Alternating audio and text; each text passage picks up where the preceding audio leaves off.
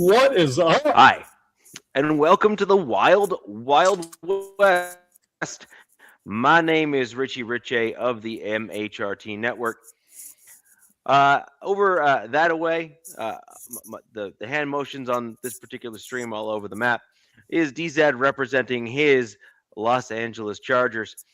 And down directly below both of us is Nabman representing Las Vegas Raiders. We're going to have an interesting show for you tonight. Two main topics we're going to go over. It is going to be obviously a recap of my Denver Broncos loss to the New England Patriots in the championship game. And then we are going to get in shortly thereafter into coaching updates. There have been several over the NFL, including some on my Denver Broncos, which was an interesting turn of events after that game. So we have lots to talk about. It'll be an interesting show for sure. If you have questions, comments, please leave those down below. And if you haven't already, click that thumbs up button and obviously share this if you wouldn't mind with anyone else that is a football fan. We'd love to have you and them here. So let's get into it. Obviously a disappointing game for me. I expected better. It started off kind of how I thought the game was going to roughly go, where the Broncos kind of drive down the field was where I thought things might end up. I believe that the Broncos offensive line was going to be a bit of a tough task for the New England Patriots defensive line. And I thought that we were going to be able to run the ball a little bit better against them, given the fact that there was likely going to be a mismatch in that regard. I was correct to a point, and then they adjusted, and we did not. And that may tie in rather neatly into the second segment of the show, because 1 + 1 sometimes does equal 2. So that was that. Some disappointing elements in that game, obviously, for me. I felt that the Broncos were the better team on the field, even in that game, even with the loss. So it was rather frustrating for me to see how we just failed to capitalize overall. It just seemed that play calling, game plan, all the different things were they were too slow. They weren't adapting fast enough. We weren't moving at a pace that we needed to. We weren't mixing up the pace of the game. Jared Stidham is very good at calling from the line of scrimmage and adapting. That's one of his superpowers, and we didn't use it at all. It was just a whole lot of head scratching for my part, to be quite honest. The other thing that I was very disappointed to see, back to the play calling thing, again, there's a theme on the offensive side, is Jared Stidham has shown that he has a very good ability to throw seam routes and crossers to large body tight ends. So whether that be us using little Jordan Humphrey in that role, who was like 6'4" and like 230, basically a tight end. And then we also have Troutman and Ingram, and we very rarely use them in their typical kind of blocking, chipping, and then pass catching role as kind of those combinations. And it was really disappointing to see. Richie, did any of your guys' tight ends have a target? Ingram did, yeah. Okay. One, I think. I think it was one, wasn't it? It was like one, maybe two. I just want to say, Jack, it is. For whoever, watching that game, like in the second half, I feel like playbooks went out the window. They did. Or people, like, the playbooks went out the window, and it was like survival of the fittest at that point. Like, who's going to blink first? And yeah. I saw a lot of people putting blame on Sean Payton for his play calls. I'm not going to jump on that. I'm not going to say he was doing bad or good. I'm with you. I would rather the Broncos fans, they could say it. That's their coach. That's their coach. They can say. They can, yeah. But I honestly think the weather took a hold. But it's almost like hindsight's 2020. It's like all that scoring should have been done in the first half before that it turned like it did. And then we saw at the end of the game from the Patriots, like they were throwing the ball away on third down, and it was just a possession game. There's like, all right, we're just gonna have our defense out there. And look, I got to give credit to the Patriots, man. And I hate saying this because I didn't have any faith in these guys, considering who they played this season and where they were at last year to this year. But their defense has shown up in the playoffs. And there's caveats to all of it, but no matter what, take all that out, their defense has shown up. And Gonzalez got freaking actually exposed. He did. Sutton exposed him. Yeah. I mean, and then so just saying. There was a big issue for Richie's team. He didn't have his starting quarterback in there. And, for a good chunk of this this season, his best running back, they missed their best running back in J.K. Dobbins, who would have been a huge boost for the Broncos. That being said, man, it was an ugly game. It was an old school AFC score. And I think after that game, you have a lot of owners going, and I mean, Richie, we talked about it in our chat. It's a lot of ownership throughout the league are like, we're putting roofs on our stadiums. And it's going to be unfortunate because those games are going to be. I hate it. Yep. I hate it. There'll probably be a few teams that don't do it, like probably Green Bay. They probably won't do it. They're going to hold out.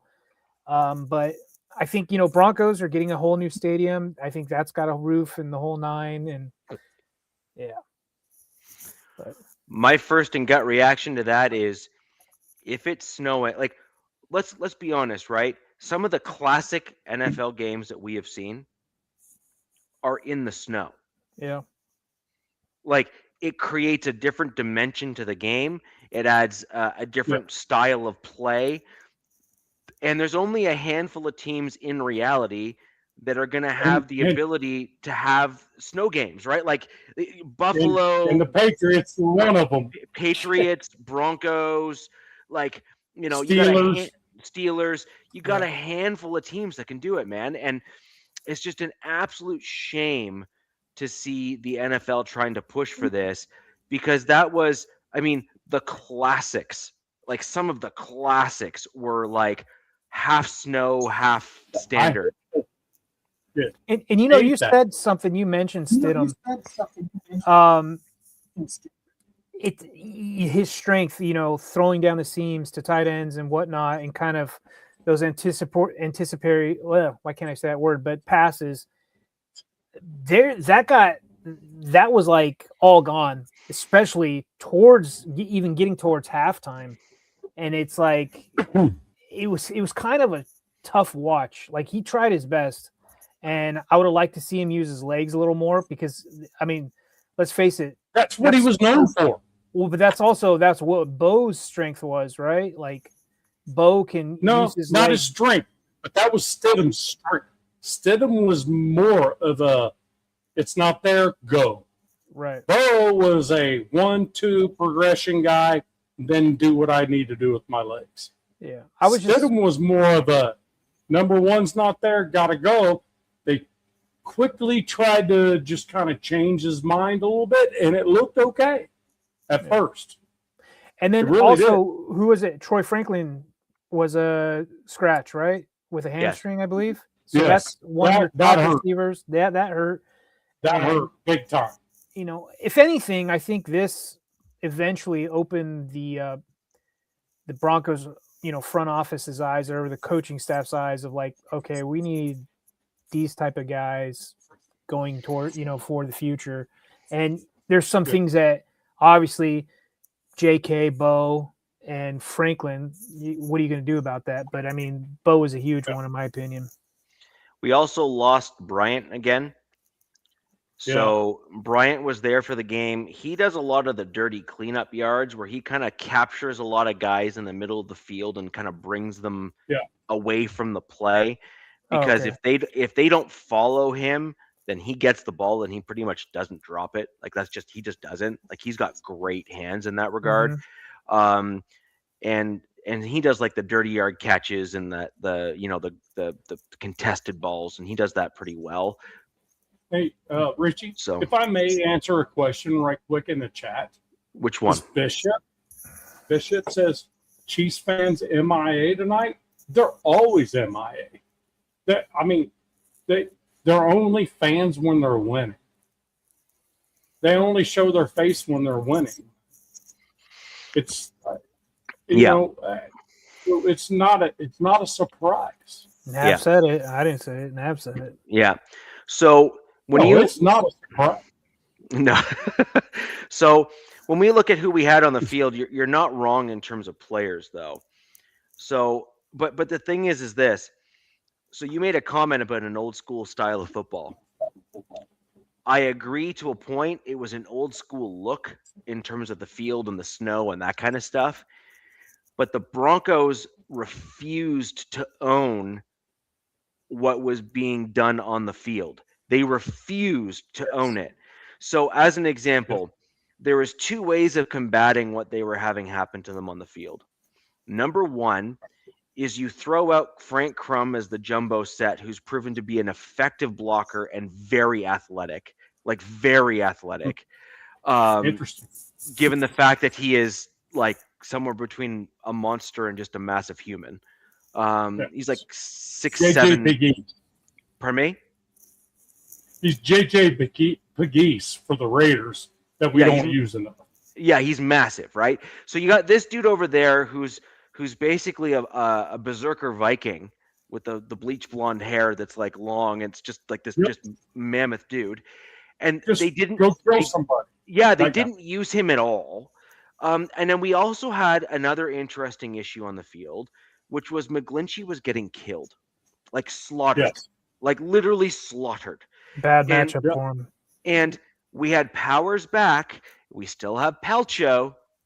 My boy. Why don't we kick dude out to the right tackle where he showed to be a more like a superior run blocker? And that's where he lived. That's where he lived. That was his deal, man. And so why are we acting a fool and just like sticking with what you got and making no adjustments and no changes? It makes no sense to me. And even if you want McGlinchey to be the extra lineman, like flanking on the outside to really kind of maybe help a guy like Palcho who is like learning the ropes, but then have him keep like, look here, but then Palcho's athletic enough to actually do what he needs to do to stop the guy. Right. Do that. But we didn't do anything. We made no changes and adjustments, and we just got blown up over and over and over and over again. And eventually, what Christian Barmore or whatever kind of got had a game. Yes. Well, and that was all on the right hand side. That was all the right hand side. And my thing was, when you're up 7-0 in a game like this, I know analytics tell you to go for it, but goddamn it, kick the fuck football. Get yourself up 10-0. Changes the game plan on the other side of the field. That is a coaching decision. That is the only coaching decision that I have an issue with, because it was an analytic decision instead of a thought process. Be up 10. You're up 2 scores. That changes the other team's mindset on how they have to roll. You know what I mean? A little bit. I agree. My comment here, and I love, because I already know the answer from a bunch of Broncos country before I make this comment, and I'm going to make it just to rub salt in the wound just because I can, and because I'm sick of hearing crap. Yeah, I'm calling all of you out. I actually like the 4th and 1 call. I thought that was good. However, I don't hate it in that situation. The way the game was going, nobody can score. Points are a premium. But that's see, I disagree with you there, and this is why, and I'll explain why, and I'll get back to what I was originally trying to get at before, which was at that point of the game, the drive before, we had just marched straight down the field with very little resistance and scored like a perfect back corner touchdown to Sutton in the back of the end zone. Should have ran the football. Perfect, right? Perfect. And then we did it again, right? We got all the way down the field, a few hiccups there, but by and large, we were basically having our way going down the field. And so from a momentum perspective, you do Run what the Sean football. Payton. I actually agree with that too. Yes, I agree.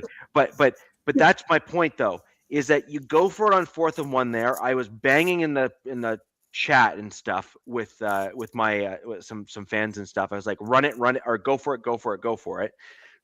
And then when we went for it, we called some like naked bootleg. What the fuck is that? And Why?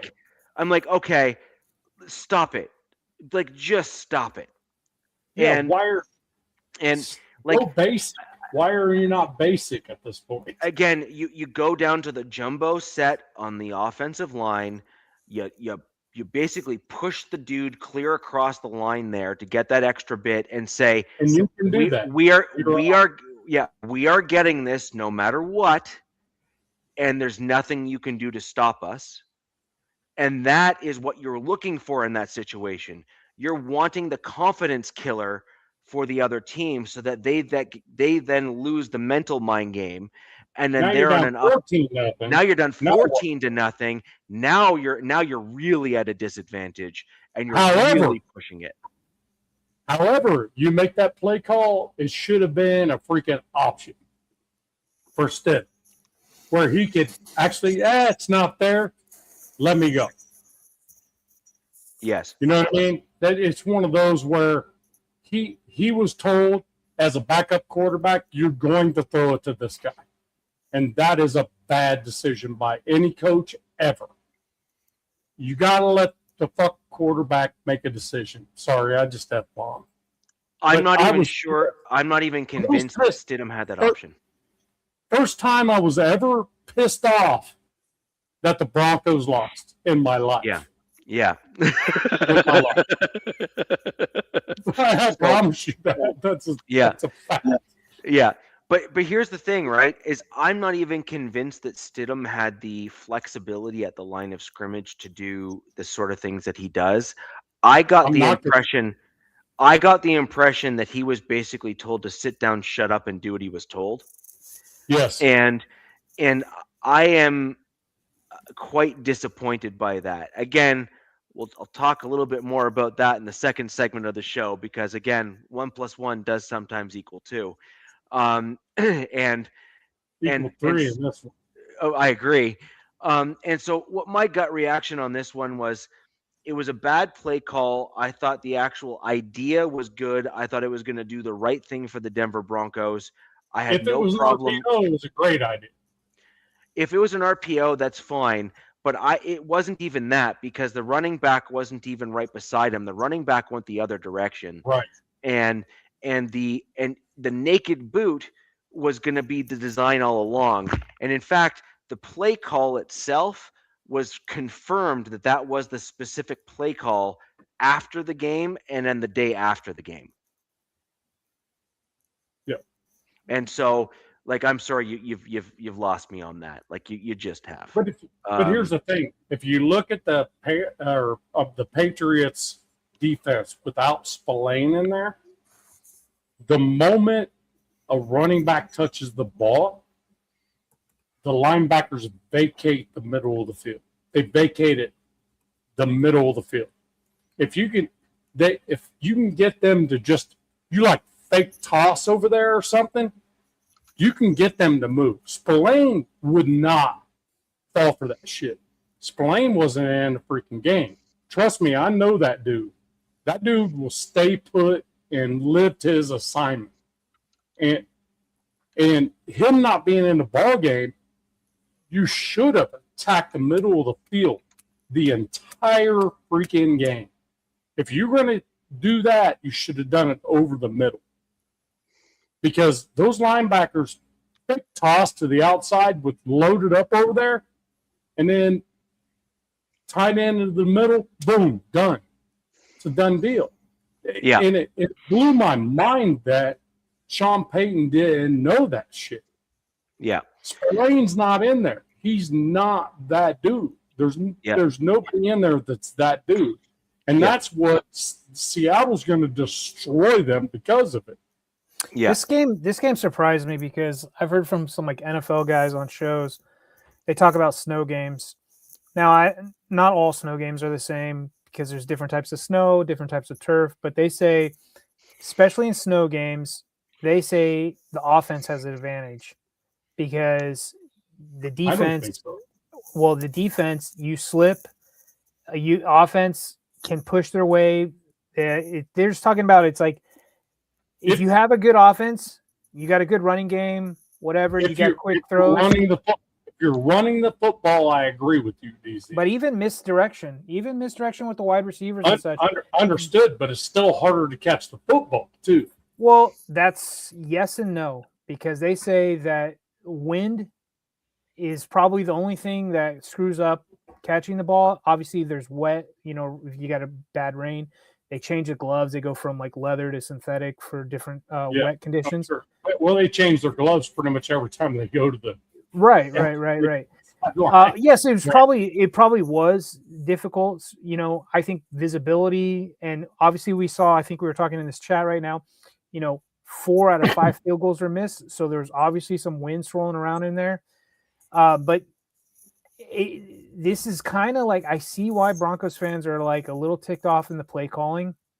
I'm just kind of reiterating what I've heard.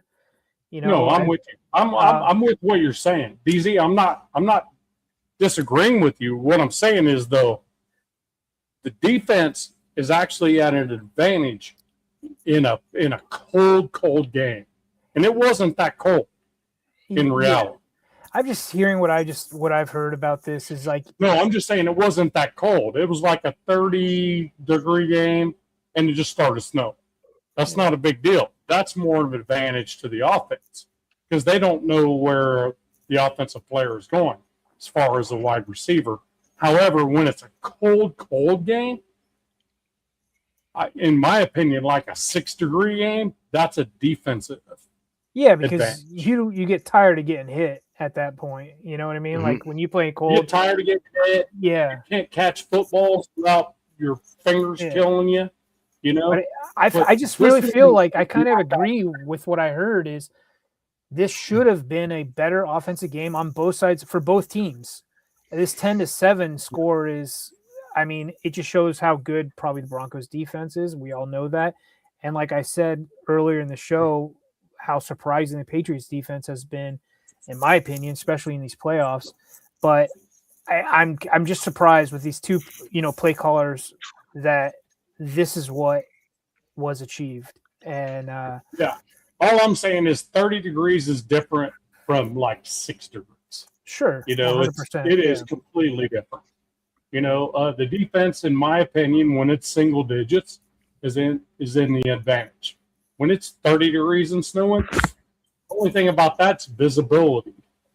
That's really all. I did see a play in the game. I think it was the interception Stidham threw, and it was almost like the Patriots were camouflaged because they were wearing their all whites.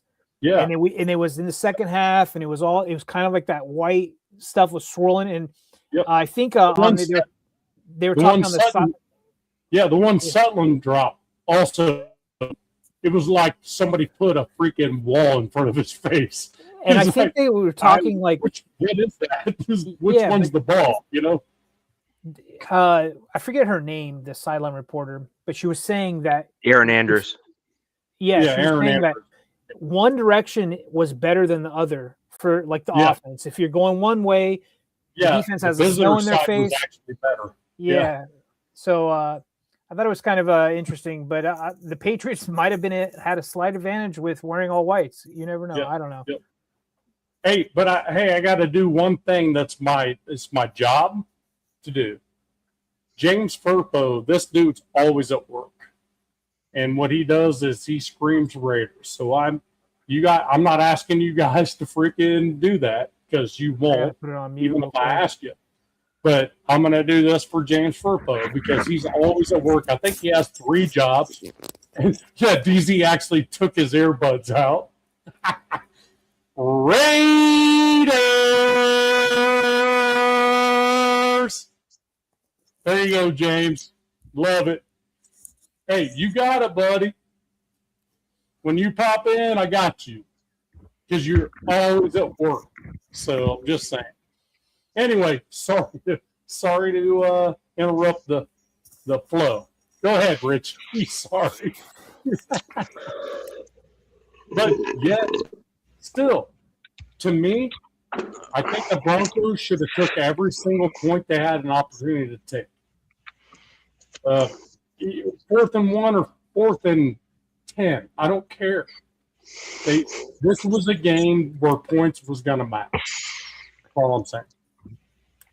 I honestly think that the two sides, both Broncos and Patriots, really, and I mean, who knows? You know, these organizations have weather people telling them what the hell's coming, but I bet you they're like, oh, we got the second half, it'll be fine, and we just all saw in the second half it was a complete shit show.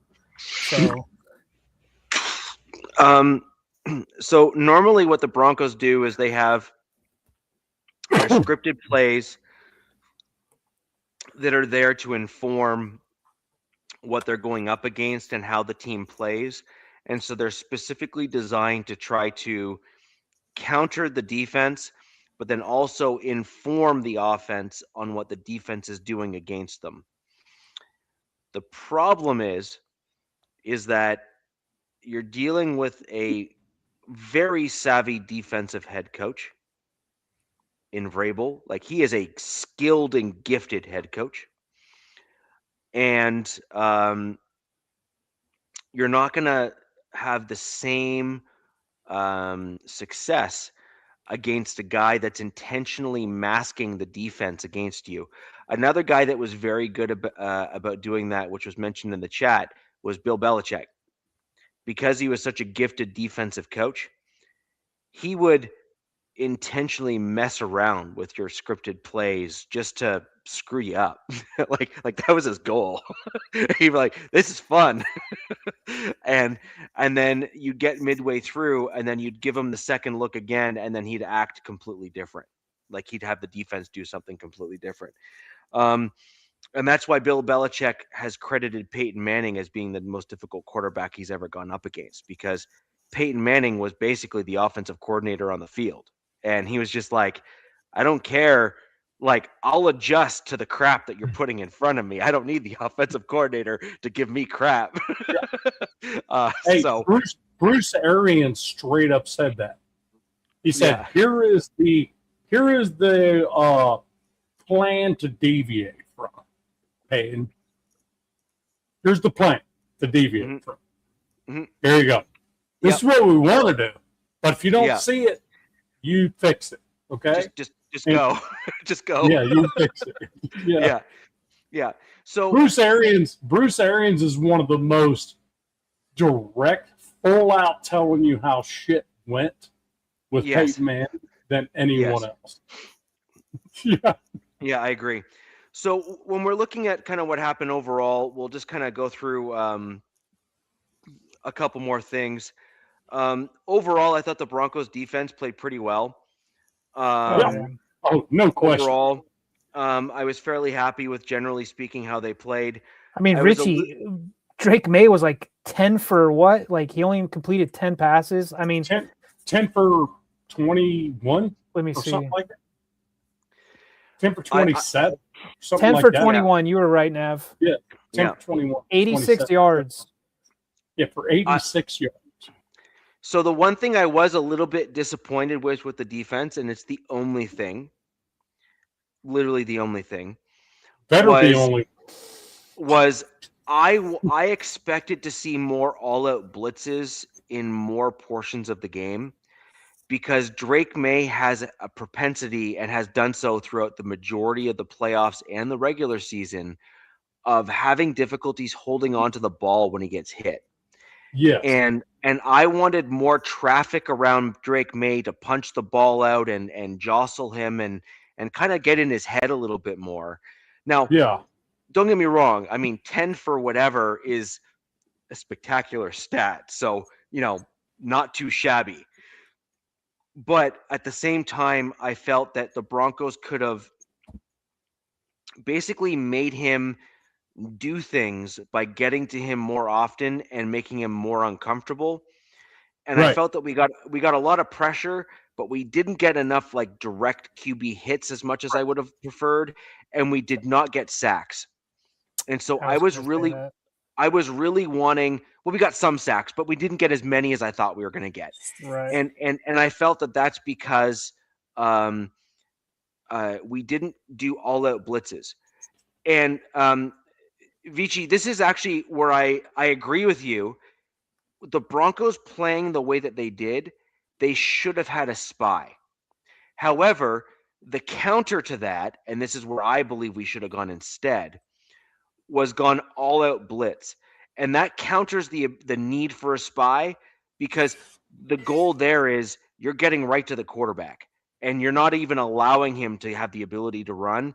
And I would have liked to have seen things like that, including even a delayed blitz on an all out blitz package, which the Broncos have been one of the most successful teams at doing this season in the NFL. And it's not even close. Yeah, I didn't like Surtain on freaking on I would have Booty. preferred Surtain on freaking Diggs all day. That instead of the other way around. You know what I mean? I didn't like that Diggs was left freaking just trolling all over everywhere.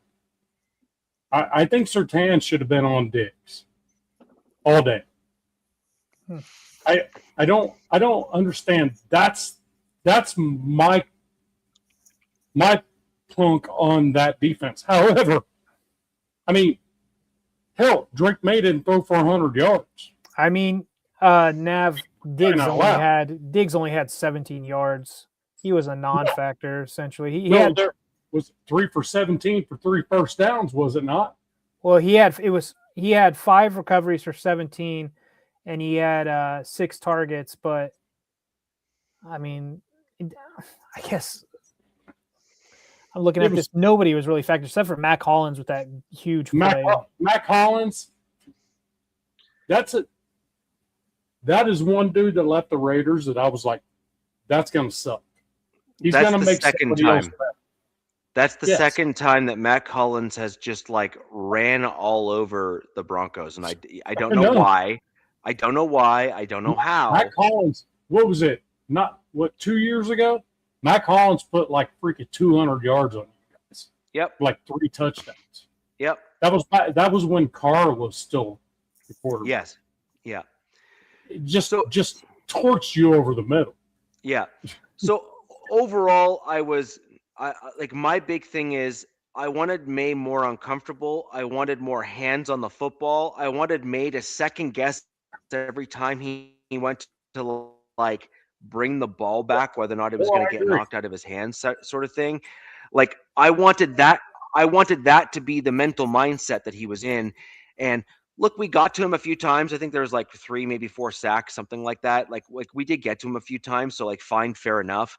But not that persistent pressure that like, oh my gosh, I look up and I got a dude in my face. At least a 5-man rush. At least. Because the thing was, they weren't doing anything. They weren't hurting. Why are you not pressuring the quarterback trying to get the turnover? Why are you not doing that? I agree with you. Yeah, and I'm not saying do a full blitz and stuff all the time or whatever. I'm just saying needed more of it. 5-man rush. 5-man rush. Bring a safety. Bring a linebacker. This is what I forgot to say. Go ahead, Nav. But I something popped up on. No. I'm good. I'm just agreeing with him. Dude, that's all. A guy on the field for the Broncos that I thought was like MVP, Alex Singleton. I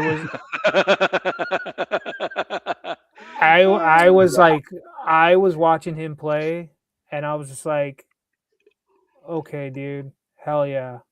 Was it our chat? Was it our chat or was it on the stream that I was on? I can't remember which one. I think it was our chat. Wasn't here. I said in the chat, and I have it on my phone so I can screenshot it. I said, watch out for Alex Singleton. Yoda. He is a former CFL player who's used to playing in Winnipeg, which is like like you walk outside and your balls fall off. It's so cold. Yeah. Like it is Right. that cold. So he's used to like the worst of the worst weather. He's wearing a And- T-shirt out there. Yes, he don't was. care. Yeah, he doesn't. He grew up in Canada, if I'm not mistaken, and then moved to the States for Probably. football kind of thing. Probably. And so he's or like Michigan or somewhere. no. He grew up in Canada. One of his No, I'm with parents, you. I think, is But Canadian, and he's Either like way, he's insane. in Yeah, northern. He's definitely got kind of He had my 12 general tackles, mindset. 4 solo in the game. Dude Mhm. was definitely setting the tone for the Broncos Yeah. defense. Singleton and- was a stud. Yeah. And I know we're not going to talk about future stuff, but I know he's a free agent this year, him and Stranad. He is. And I'm just like, Guess what we need?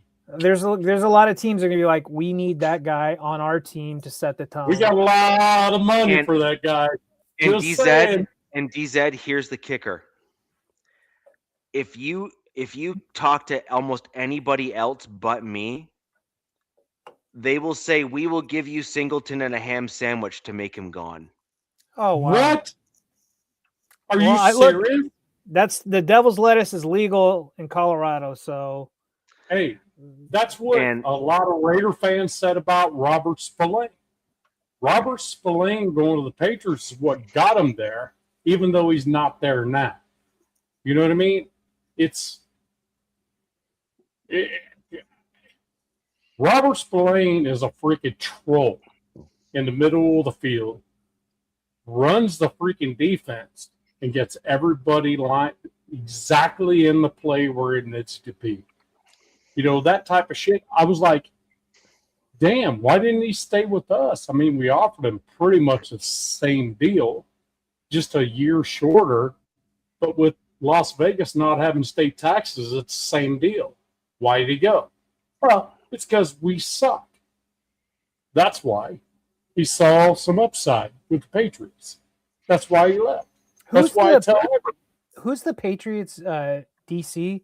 I know it's Vrabel's kind of DC, but I know it's his defense, but I forget what that guy's name is. Damn, I don't even know. Anybody in the chat want to look He's it up? I'm quite not gonna good look- though.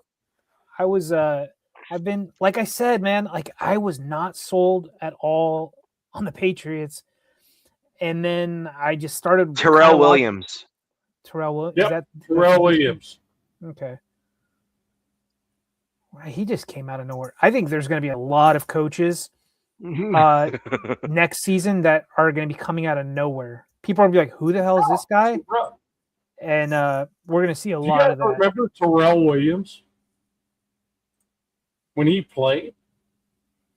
Wait, these are two different Terrell Williams, aren't they? No, same. Wait a second. Why am I thinking he's like it was like some chubby white dude on their sideline that was their DC? Am I wrong about this? They kept showing him. I've seen him many times, but also I don't want to like hate on the Patriots, but there's a guy that is kind of like a Patriots like fan favorite, Will Campbell, their left tackle. That guy just has looked pretty bad all playoffs. So I don't know. I guess it's just his rookie year, so whatever. My take on that is actually I actually expected him not to be good, and that's why he got beat pretty badly by pretty much most of the Broncos defense that was on his side. And he got away with murder, man. That dude got away with murder in terms of what he did. He was holding, he was grabbing. They barely called any penalties in this game. I think there was like 3 or 4 penalties the whole game. So and so. On that note there, the other issue I had in this game, especially when it was so close, was the Drake May attempt up the middle.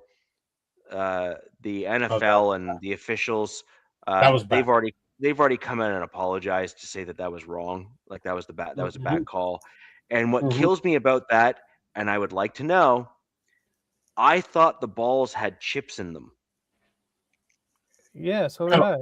Not yet. No, I'm pretty sure they may, but they're not using them. It's not been. Are they not using them during the playoffs? They've used them this season because that's how they do the virtual marking. But that's the only thing it's for is first downs. That's it.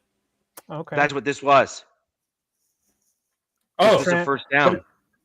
but I don't know why they didn't use it then.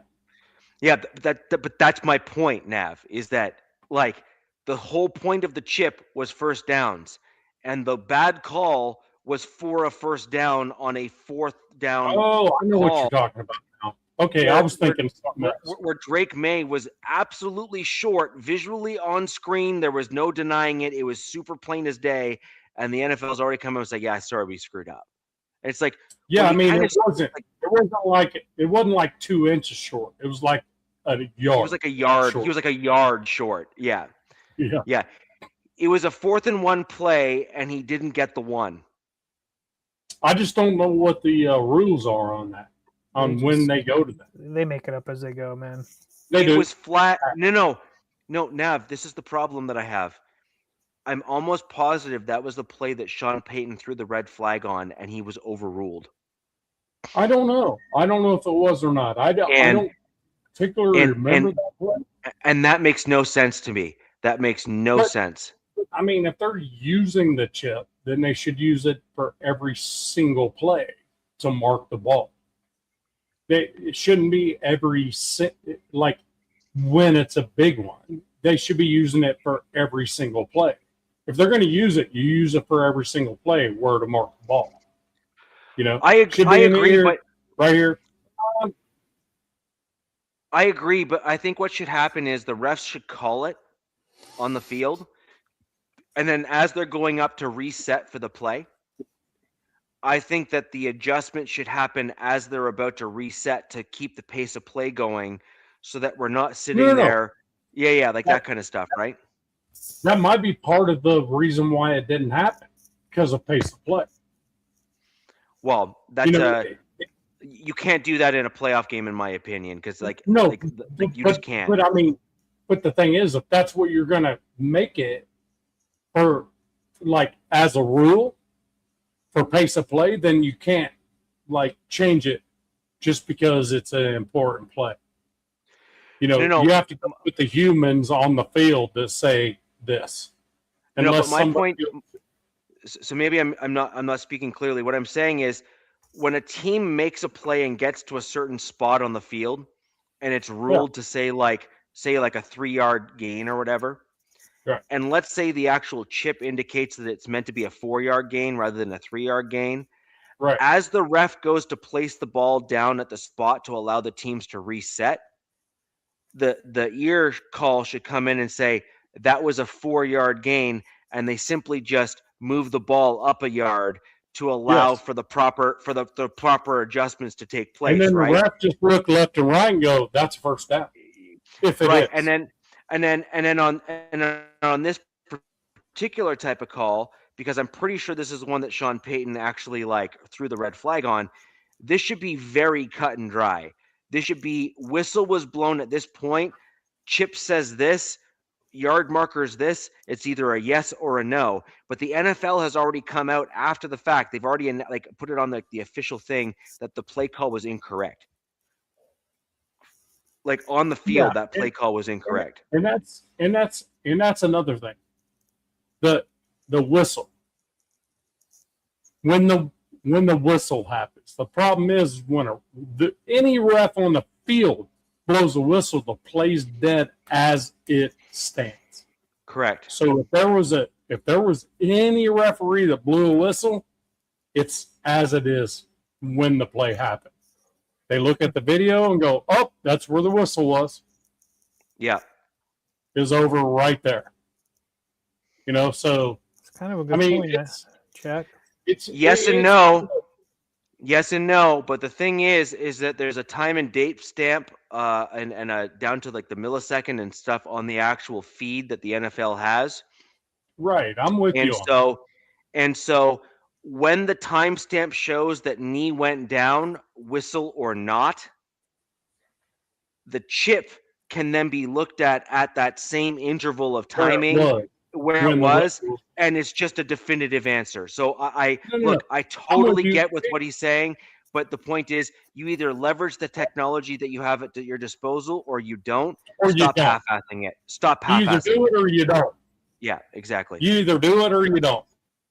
Yeah, and look, here's the thing. I don't want to eliminate the human element, but you don't do it halfway. You either do it or you don't. You know, it's simple. Are we going to turn it into fucking Tecmo Bowl? Sure, should do that. Or we can just unfuck the referee thing and make them full-time employees for the NFL. Nope. Who was that ref guru that said no? I know ref told you some stuff. All of us told us some stuff. Got us freaking on that train. But the thing is, you either do that or you go electronic. There's no in between. You can't have both. I'm a firm believer you're going to do it one way or the other way. I think you're right. I think you basically have to say you use the technology at your disposal to be an unbiased arbiter of the truth, because the technology doesn't give a crap about your feelings. It just is or it isn't. And I think that's totally fair. Now, I think that you have the human element that comes into play for, say, 90% of the plays. However, there's plays like that one, like the fourth down conversion there, where it's like, no. Like, people couldn't see, but the chip doesn't lie. Right. So what if that's the point. What if I said this?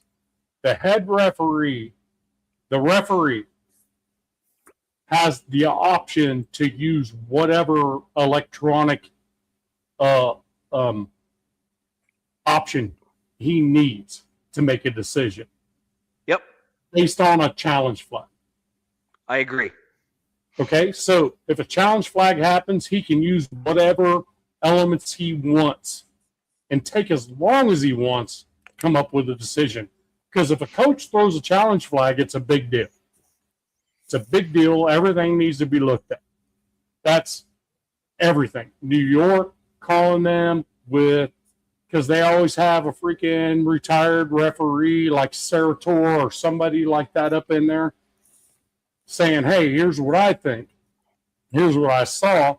And then, hey, we got the chip on the ball. Here's where it came out, or here's where it was when he went down, or whatever it may be. Let's leave it to the head referee.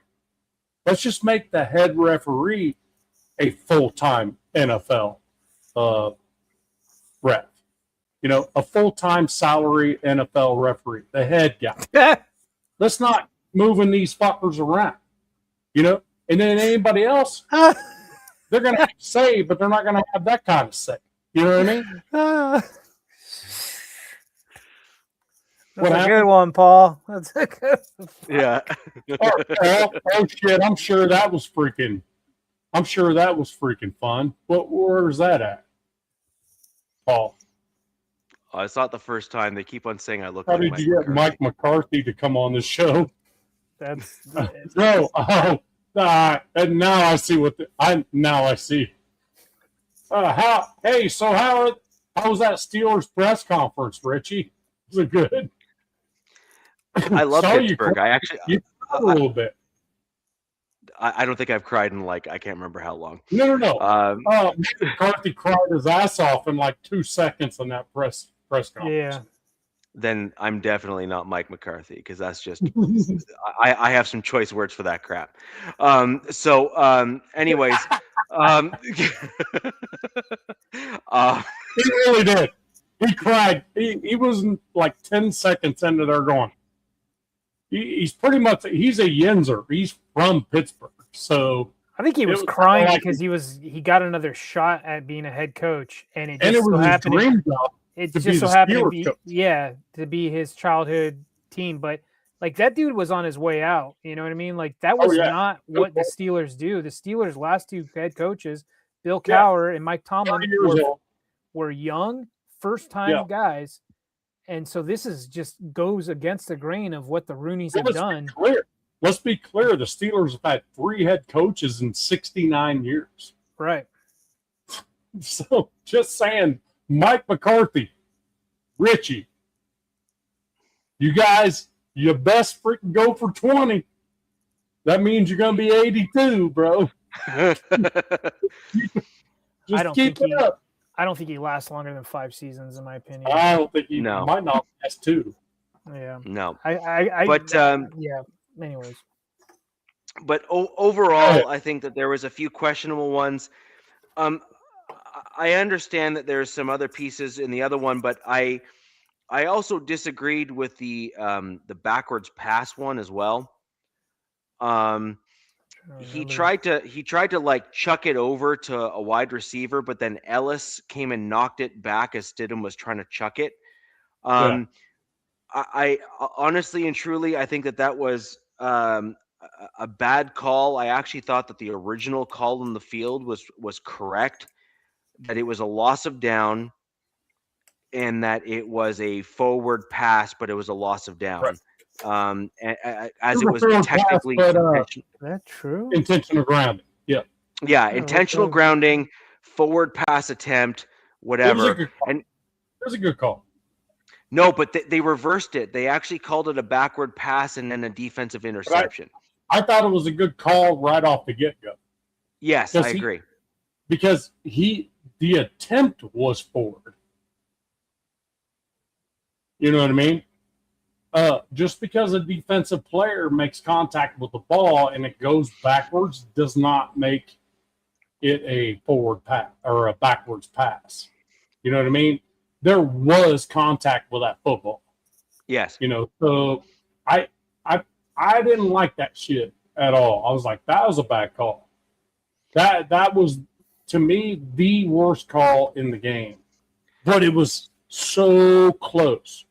Okay, so Paul, let me get this straight. Your quarterback's about to make a throw, and a defender, as the ball is just released, bats it backwards. Does that mean that that's a backwards pass? Because that's effectively, effectively the same thing. By rule, I looked at it by rule. If it's affected as the ball is released from the hand, it cannot be called a backwards pass. Right. Let's see. What I write down? 7-1-3-1-3-4-2 rule. Right. That's kind of what I was getting, right? Is that I totally understand that was a call. Because my wife asked me, I had to look up the rule. I'm just saying. I said, no, that should not be a backwards pass. She goes, but it went backwards. I'm like, there's no way this gets overturned. No, Paul, I don't think you understand. Paul, I don't think you understand. And I appreciate the interaction, by the way. Thank you for the chat here today. The pass was deflected. Like the dude's hand from the defense tipped the pass as it came out of Stidham's hand.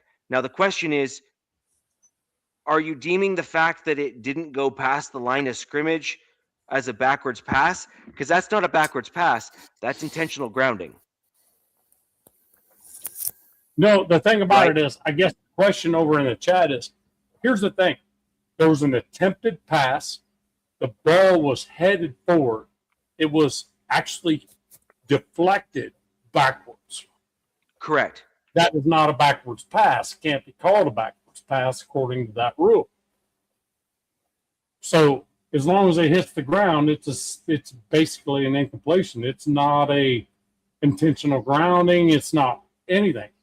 Once a defensive player touches that ball, it doesn't matter who was in the area. Well, I wasn't willing to go that far because I just thought Stidham just made such a crap decision on that play that I kind of wanted him. Like I wanted him penalized for that, so I was fine with that part because I was like, you need to learn a lesson.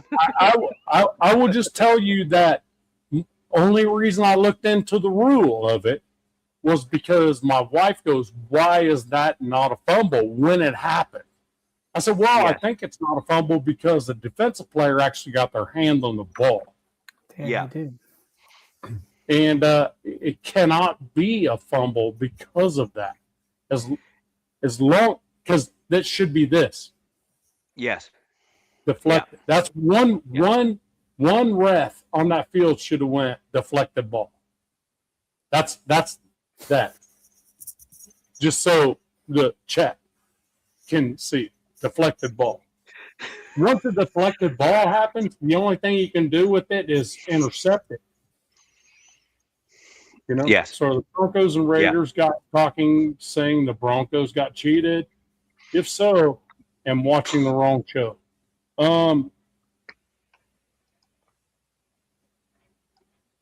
Trying to figure out what the fuck you're talking about. Well, he's basically saying that we're agreeing that, like, what was called on the field, you and I are agreeing we both believe was the wrong call. It was a tight one. But if you look at it, the moment that ball comes out of his hand and a defensive player gets unless it was in his hand when that defensive player touched it, it's tuck rule all the way around. It's not a fumble. Yeah. And the moment the defensive player touches the moment it comes out of his hand, it's an incomplete pass unless somebody intercepts it. It's one of those where it's like, come on. Where is it? Oh, all right. So Chiefs fan for life. What was your record this year? Well, I'm not even willing to go there. So what I will say to this this particular comment, because I believe that they're referring all I hear is excuses. All I hear is excuses for the Chiefs fan. Hey, we're looking for a Chiefs guy that will actually show their face on this show. Are you willing to do so? Nav's got a good point. Nav's got a great point. Yeah. So in here, hold on. Let me take this one just real quick. So the exact, like, one play before that one that you're referring to, where the Broncos got the call for an interception, the Buffalo player's knee was down and fumbled the ball as he was going to the ground, like just spilled it on the ground. And not a single Buffalo fan said that was a catch. They went back to the line of scrimmage and then proceeded to throw what was eventually ruled as an interception for a nearly identical style throw where he did not survive the ground and the defender came up with the ball. Now, if you're asking me as a football fan, that was a tight one too. Yes. If you're asking me as a football fan on whether or not I think that the NFL should change that rule in terms of incomplete pass versus interception, yes, I actually do think that.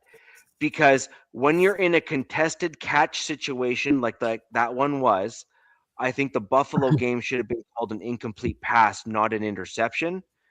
And I think that it should have then ended up going back to, I think that would have been a fourth down in that scenario. Yeah, should have went back to the Bills. But it should have gone back to the Bills for a fourth down and see what happens. It should have. Without a doubt. But let's also not forget, Chiefs fan, in the end zone, the drive before that, when at the very earlier stages of that particular drive that we're referring to here, Josh Allen was in the end zone like 6 yards deep. And DJ Jones had two dudes holding him back.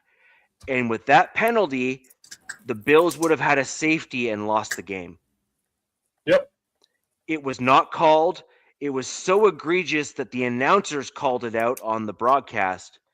And so, look, one way or another, the Bills had actually lost that game through whether or not be that interception and the field goal or what would have been the safety. The Broncos happened to win that game. We just did. And that's cool. Everyone has a good game, and some people have games that they just kind of lose.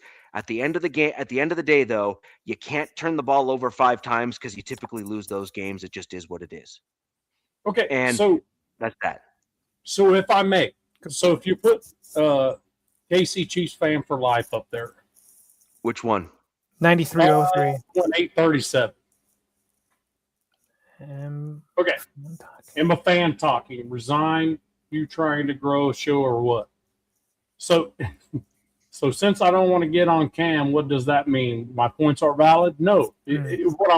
What I was trying to say is we've tried to get a Chiefs fan in here for a long time and no one will.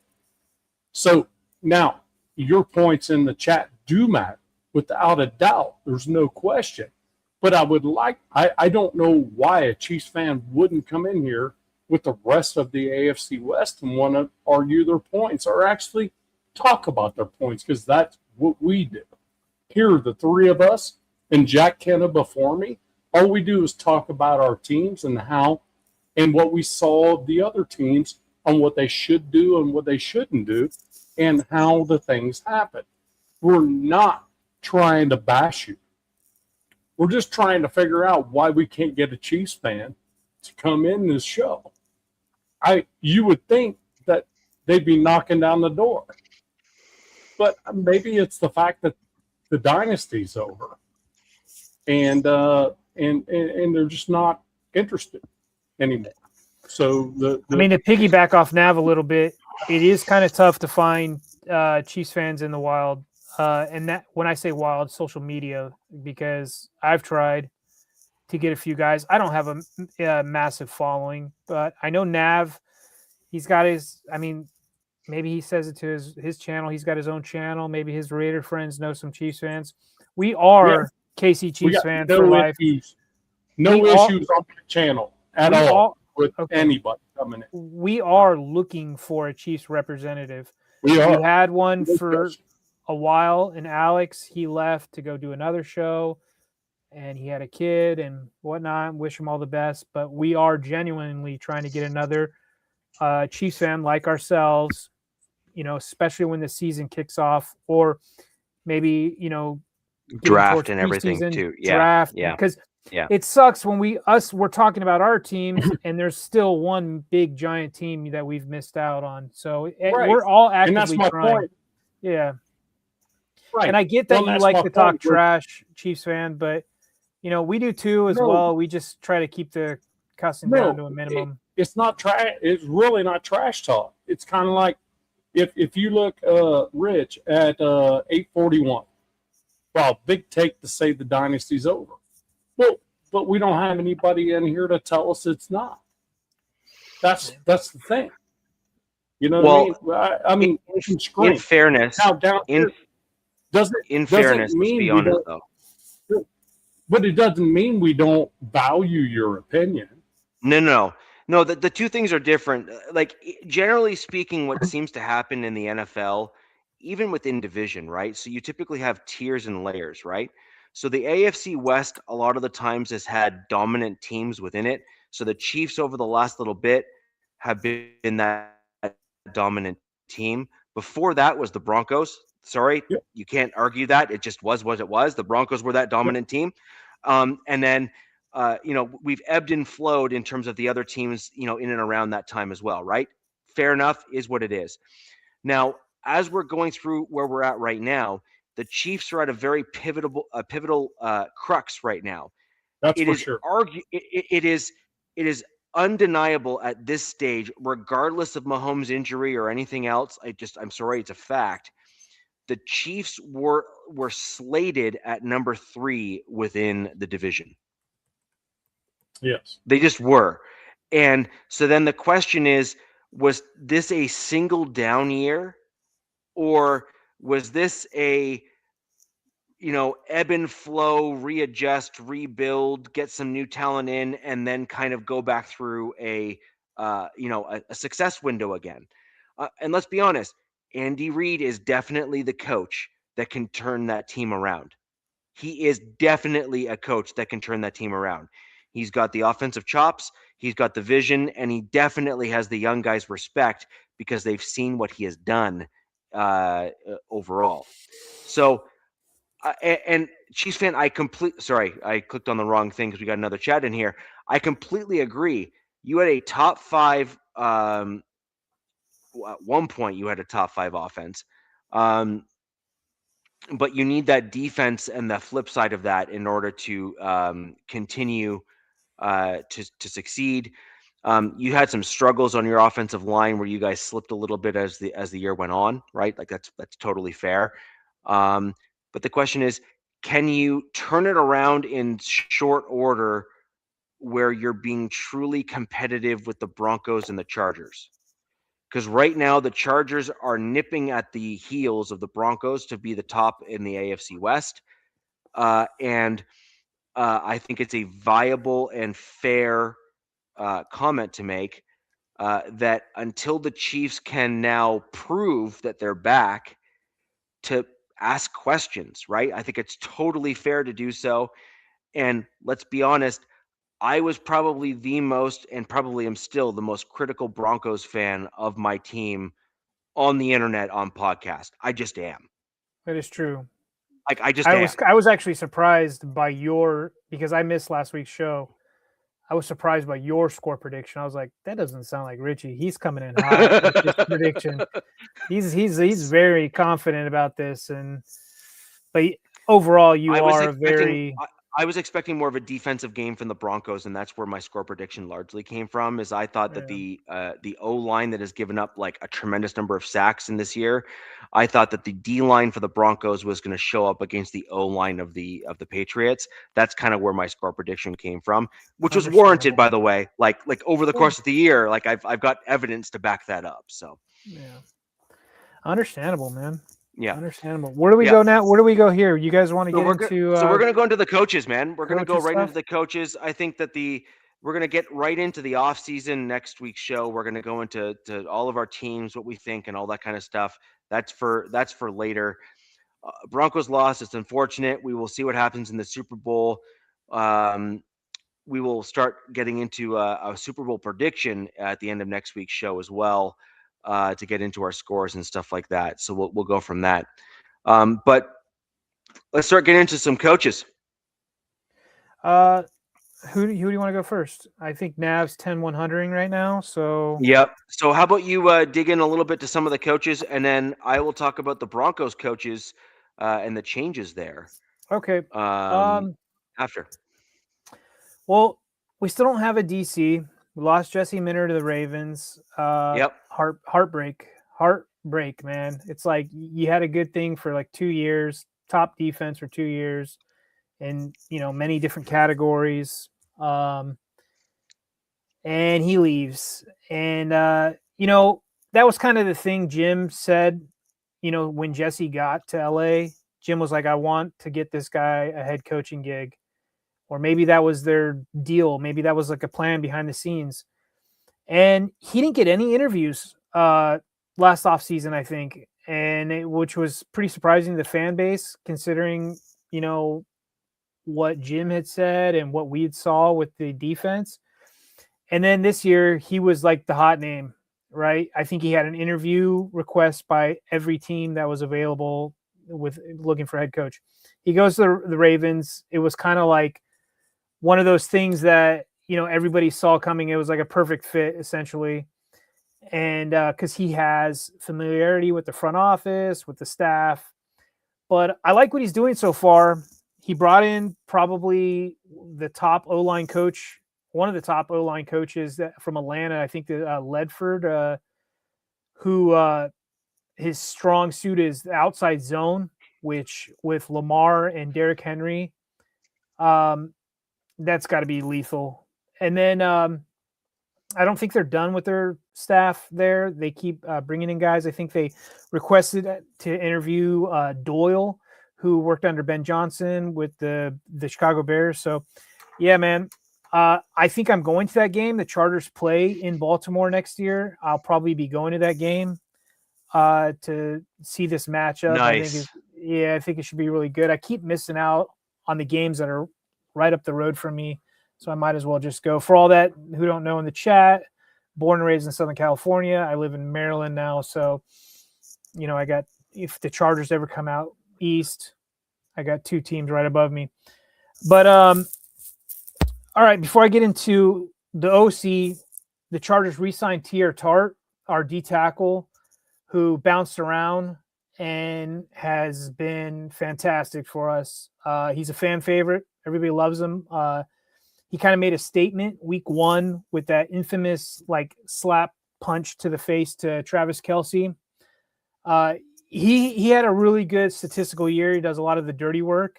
And the Chargers let go of Poona Ford before he came, and really screwed him. It was like, man, you let go of Poona, a guy of that caliber. Well, they got lucky by getting Tiaratar, who I guess had like character issues with other teams or whatnot. Seemed to have found a home here in LA, and everybody loves him. And he's bigger and younger, and they signed him to a 3-year, $37 million deal, $20 million guaranteed. So that was quick. And I think one of the reasons they did that is, and I think they're going to try to do some other stuff, is to block these guys from going with Jesse to Baltimore. So that was good. The next one that I'm really worried about is Odafe Owe, who we traded from the Ravens. I think we gave up a 5th-round pick for him. I hope they can get a deal done with him with the unknown certainty of Khalil Mack this offseason. And then let's get into the coach, man, which kind of put a lot of fans, they were freaking out, especially on X. Fans are just freaking out about Mike McDaniel. Now, when the Chargers and I guess any other team like requests to interview somebody, they make a post. They like, hey, we've completed an interview with so-and-so. And the only way the Charger fan base on X, Twitter, knew about the Mike McDaniel thing is there was a fan who worked at the Manhattan Beach Hotel who actually saw them sitting down. They weren't at the Bolt, which is the facility. They were at a beach hotel on a patio, and it was Mike McDaniel, Jim Harbaugh, and John Spanos. And they were sitting there, and that's when the whole fan base was like, holy crap, they're interviewing Mike McDaniel, who is also in consideration for head coaching gigs throughout the NFL, because like we said, it was like 10 available or something like that. And then we didn't hear anything. Crazy. We didn't hear anything for like days. The Chargers didn't say, hey, we completed an interview. They didn't make that post. So we're like, whoa, what was going on? But then we saw like Pelissaro, Schefter, Rappaport, Rossini. They kind of put out these posts like, it's understanding that Mike McDaniel, so I keep putting the S on there, will take the job if he doesn't get a head coaching gig.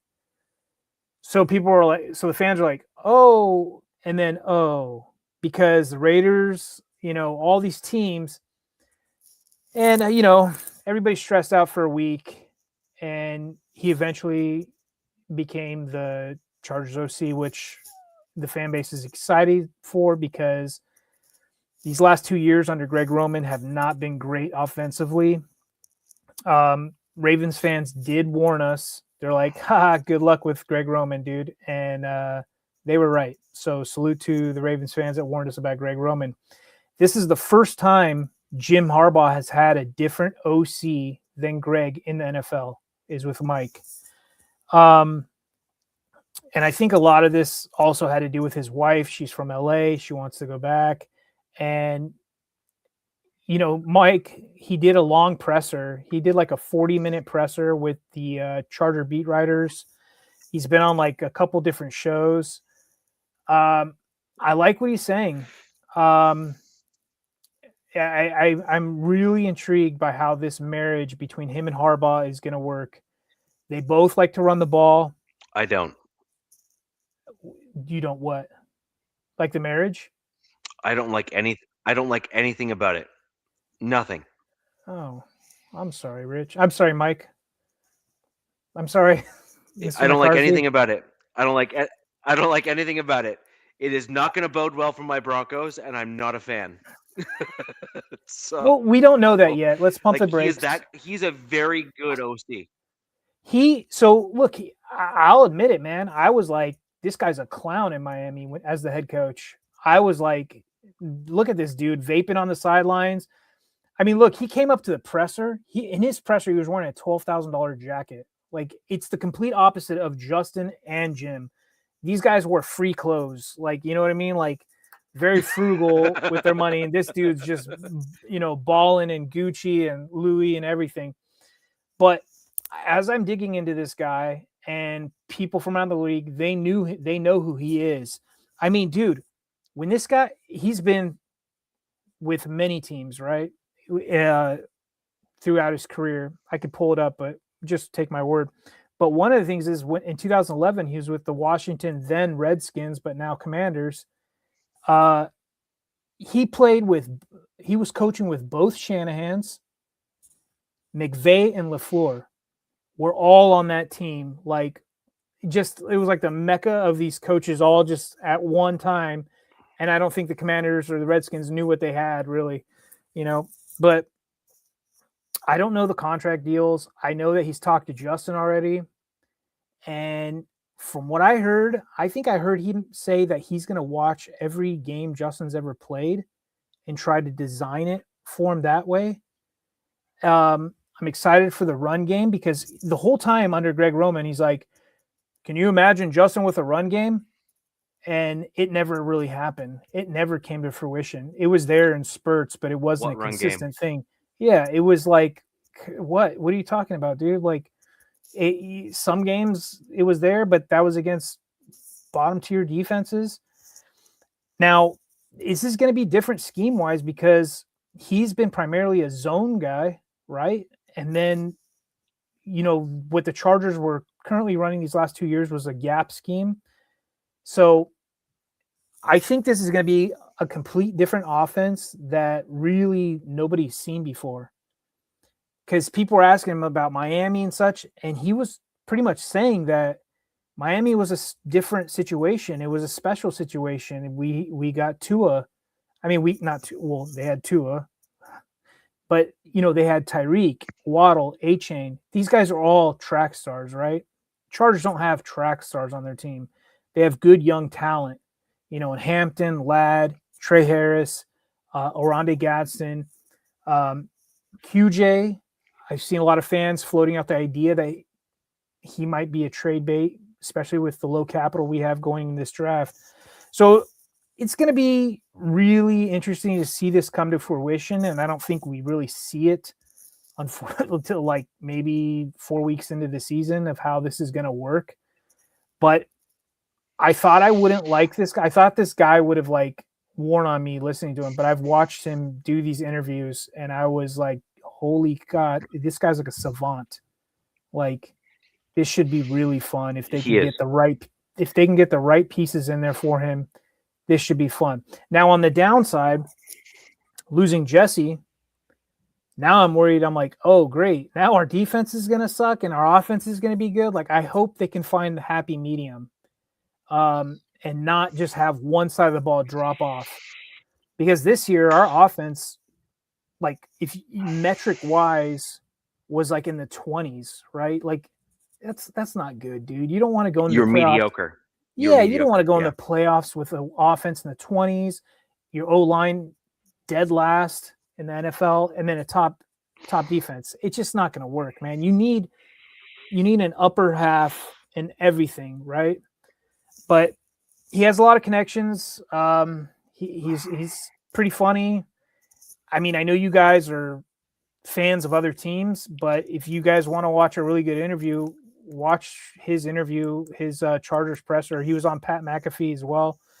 I thought it was really interesting, but I think this is what the dude just reminds me of Weezer. Yeah, I agree. 100%. Yeah. He just reminds me of like Weezer, like the lead singer of Weezer. He's got that vibe. He's like nerd rock. Like that's his look. That's his jam. He was the dude that was like, he could dissect the high school football game like nobody's business, but anytime he tried to step foot on the field, he got himself rocked. Yeah. I mean, I think he was the dude that knew all the. He played wide receiver. Wide receiver at Yale too, which is weird. He played for an Ivy League school.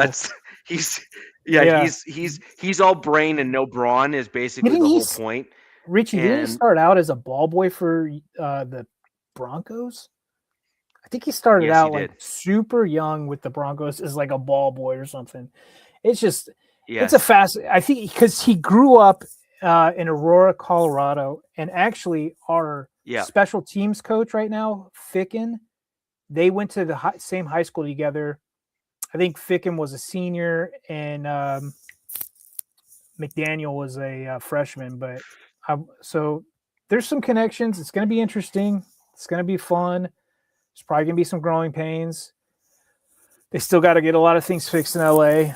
And then they made another hire, which kind of made sense, is he brought over an O-line coach from Miami, Butch Berry. Wasn't my first choice. I know nothing about this guy. I did a quick dive into him. And I do I'm not just like him. Yeah, I'm like, some people like him. Some people are like not a fan of him. I think he spent 1 year with the Broncos. But I think it's going to help. Awful. He was awful. He was like an assistant with you guys though, right? He wasn't your guys' main coach. But the thing is, the one thing I do like about this guy is he does have OC and tight end kind of ties as well. So that should be interesting. But I really wanted the Ravens got in Ledford from Atlanta. But Butch Berry will have to do for now. And let's face it, I don't care what anybody says. He's got to be an upgrade from Mike Devlin, who they fired. Mike Devlin, how he has a job in the NFL, I have no clue. The guy's offensive lines have all been the bottom of the league every year he's been an O-line coach. Hey, O-line. So saying the O-line suck again, it could very well, but at least if it does suck this time, Justin should have some easy passes or some runs to do, because from what I'm hearing from people that are kind of in touch with Miami, they did not pump a lot of resources into the O-line. So this guy had to like make do with what he had, I guess, if that's saying or whatever. But look, I think they averaged like 4.7 yards a clip this season, but A-chain, right? Kenna, what do you mean by that? Yeah, that's fun. I mean, it's true. But no, Chiefs fan, you're right, dude. Injuries are a thing, and yeah, man. Like they plagued you this year. Yeah. I mean, that's the reason. I mean, early. Well, I mean, we had injuries, but then we also had poor play. I mean, KC Chiefs fan, that plagued you too, big time. Yeah. Raiders I couldn't figure out how to freaking. They had to change positions on everyone all year long. It could never get any continuity. Injuries, yeah, there were some, but it didn't have anything to do with the season, the way it went. Even with how bad that O-line was, I was still surprised that they went 5-1 in the division and made it to the playoffs.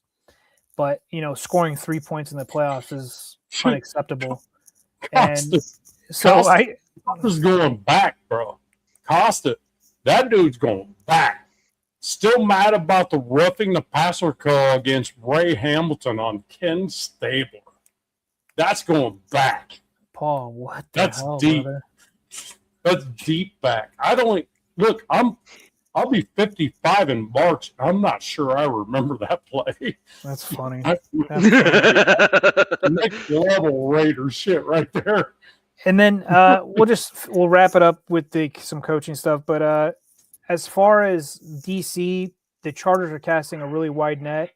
I got a feeling Minter's probably going to poach a few of these coaches, which I'm not too excited about, especially with Clinksdale or Elston, our D-line coach. Really good player. The whole fan base is predicting Clinksdale or Elston get promoted as the DC, which would keep familiarity. DC, yeah. Yeah, which I would like. But just before the show popped on, they was like one of those notifications from the Chargers. It was like, we just completed an interview with Chris O'Leary, and he was our safeties coach in 24, and he left to go to Western Michigan as their, I think, OC or DC or something like that. So they just re-interviewed him. They're casting a wide net. They have interviewed quite a few for DC, so we'll see about that. I would like them to keep kind of that Minter scheme intact. I really like how it plays. They run a hybrid. There's a guy in one of my charter chats. He's like, I want to go to a 4-3 defense. I want to go to 4-3. He kept saying it. And I got to be careful with that. And I'm like, because we had a 4-3 under Staley. And I'm just like thinking about it. I'm like, hang on. Like, Minter runs, like if you go to base, like you're usually running base defense. Ran. Ran in the past. Sorry. When you ran, now you're getting me all jacked up. But when you're in base defense, it's usually first down, second down, third down. That's when it just goes to nickel, the dime. But Minter, when he was these last 2 years in LA, he did a hybrid. There's only a few teams that do hybrid in this right now. It's kind of, it's like we got 32 teams, and you could pretty much say that 12 teams are 4-3. No, Jack, 3-4. It was 12 teams are 3-4. And then there's a few teams that run a hybrid scheme, which is out of base, they will run either 4-3 or 3-4. Yep. And that's what the Chargers have been doing these last 2 seasons. And I want to stick with that. I love that. I love the flexibility. I love just confusing the hell out of offenses. So DZ, who's behind Minter as far as who's your like DC line coach or whatever? Yeah, so Mike Elston is the D line coach, and then Klinkstell's our cornerback coach.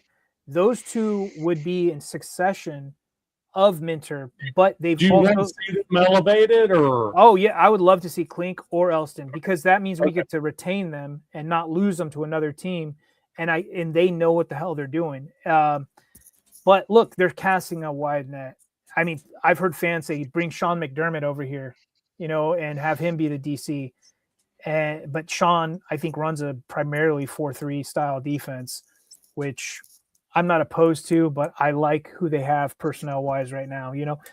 We've got a young DN in Tuli Peloto, Tongan dude.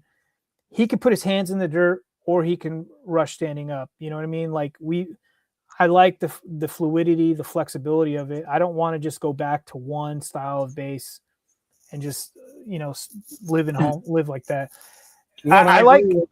I agree with KC Chiefs fan for life just said 3-4. 3-4 is better if you don't have a like heavy front four. I mean, you got to have some dogs to run 3-4 though, dude. You have got to have some D tackles and D ends. You have to have D tackles, and your ends can be able to tackle. Yeah, they have to be able to tackle. Yeah, and you're right. I did think I did hear about the McDermott thing as well. And you gotta have linebackers that are freaking next world. Yeah, running a 3-4. I agree. And there we got some question marks at linebacker, because Navarro Bowman was our linebacker coach. Famous Niner guy.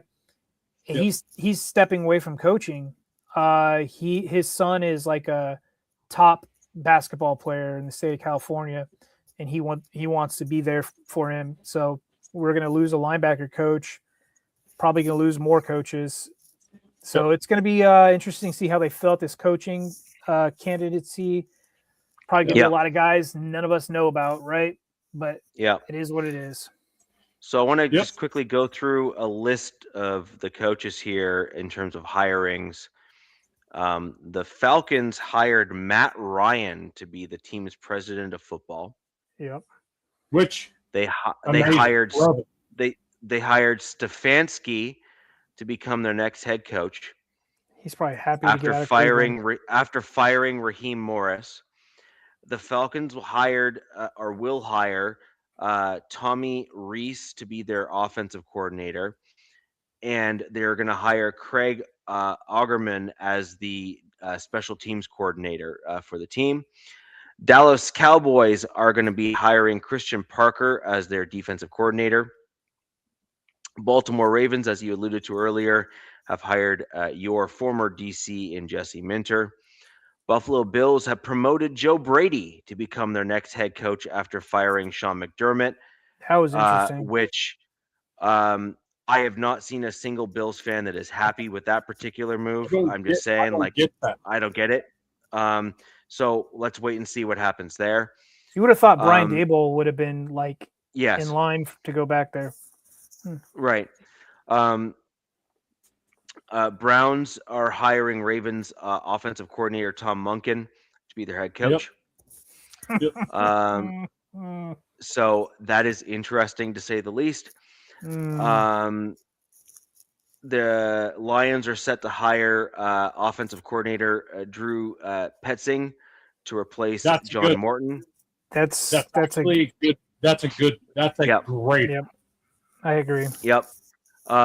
Packers are going to hire for their DC Jonathan Gannon to become their next DC. That's a great hire too. That was a great hire. I was like, okay, that's. I'm a little worried about that one because they were already a good team and he's a good coach. So that's going to be scary. Yeah, that's going to be scary. He just had terrible offense that couldn't do anything. Yeah. The Chiefs, KC Chiefs fan for life. Eric Bieniemy is returning to the Kansas City Chiefs to be their offensive coordinator. That's amazing for them. And by the way, fantastic move. Fantastic move. Bieniemy is, from what I can tell, he is what Andy Reid needs. Reid is a big ideas guy that has a lot of things and stuff. Bieniemy is a details guy. He's the details guy. He's like, easy. No, I don't think so. I think Andy Reid is like, oh, well, we'll get to it. And here's the idea for the thing. Let's work on the stuff and let's do all these really big ideas. Bieniemy is the guy that says, all right, that's the idea. Here's all the steps in the process. Right. And Bieniemy also is a master of the running. He's a master of the running. Right. So I was actually pretty happy with that move, and I think that would be that's gonna be a great hire for them. Good job. Chargers are hiring Mike McDaniel to be their offensive coordinator. Dolphins, they have hired John Eric Sullivan. Mike McDaniel's a freaking. That's scary. Actually, Mike McDaniel as the offensive coordinator with Jim Harbaugh. That is scary. I would love to be a fly on in their like in the room when they're working together. Yeah. John Eric Sullivan for the Dolphins has been hired as their GM, and they've also hired Packers defensive coordinator Jeff Hafley as their next head coach. A lot of people don't like that. I'm curious to see what happens with that. But it's going to be one of those young coach hires that nobody really knows. See what happens. You know what I mean? Correct. Giants have hired John Harbaugh as their next head coach, and they've hired Denard Wilson as their defensive coordinator. So that'll be interesting to see how that team looks, because they were already on the ascension, and I fear actually that they've kind of stabilized that organization now with the Harbaugh hire. That'll be an interesting one. I'm not going to lie. New York Jets have hired Brian Ducker as their defensive coordinator. Steelers have hired Mike McCarthy as their next head coach. We talked about that earlier. We got the Buccaneers have hired Zach Robinson as the offensive coordinator. That's good. Tennessee Titans have hired Robert Saleh as their next head coach. I really like that for them, to be honest with you. And they also got an OC, did they not? And they got Brian Daboll as their next offensive coordinator, which that's going to be a dangerous team, in my opinion, next season. Dude, that's going to be interesting, because either these two are going to butt heads, or because we all saw the Saleh experiment with New York, right? That was it's a different organization. It's not a great organization. He didn't have the support. Right. I agree. I think Robert Sala is a freaking fantastic freaking head coach. He just didn't have the freaking support of the upper management to freaking bring the right players in. So my verdict is still out on him, but this is what I'm going to say. He can lean on Brian to be with Sala's a leader. He's going to have a guy who's been there, done that. All Sala needs to do is be a leader. That's it. Tennessee will be interesting. I'm intrigued. That's going to be interesting. Yeah, we got one more to go through, and then I'm going to jump over to my Broncos for the last wave before we go over to you and Nav in terms of the Raiders here.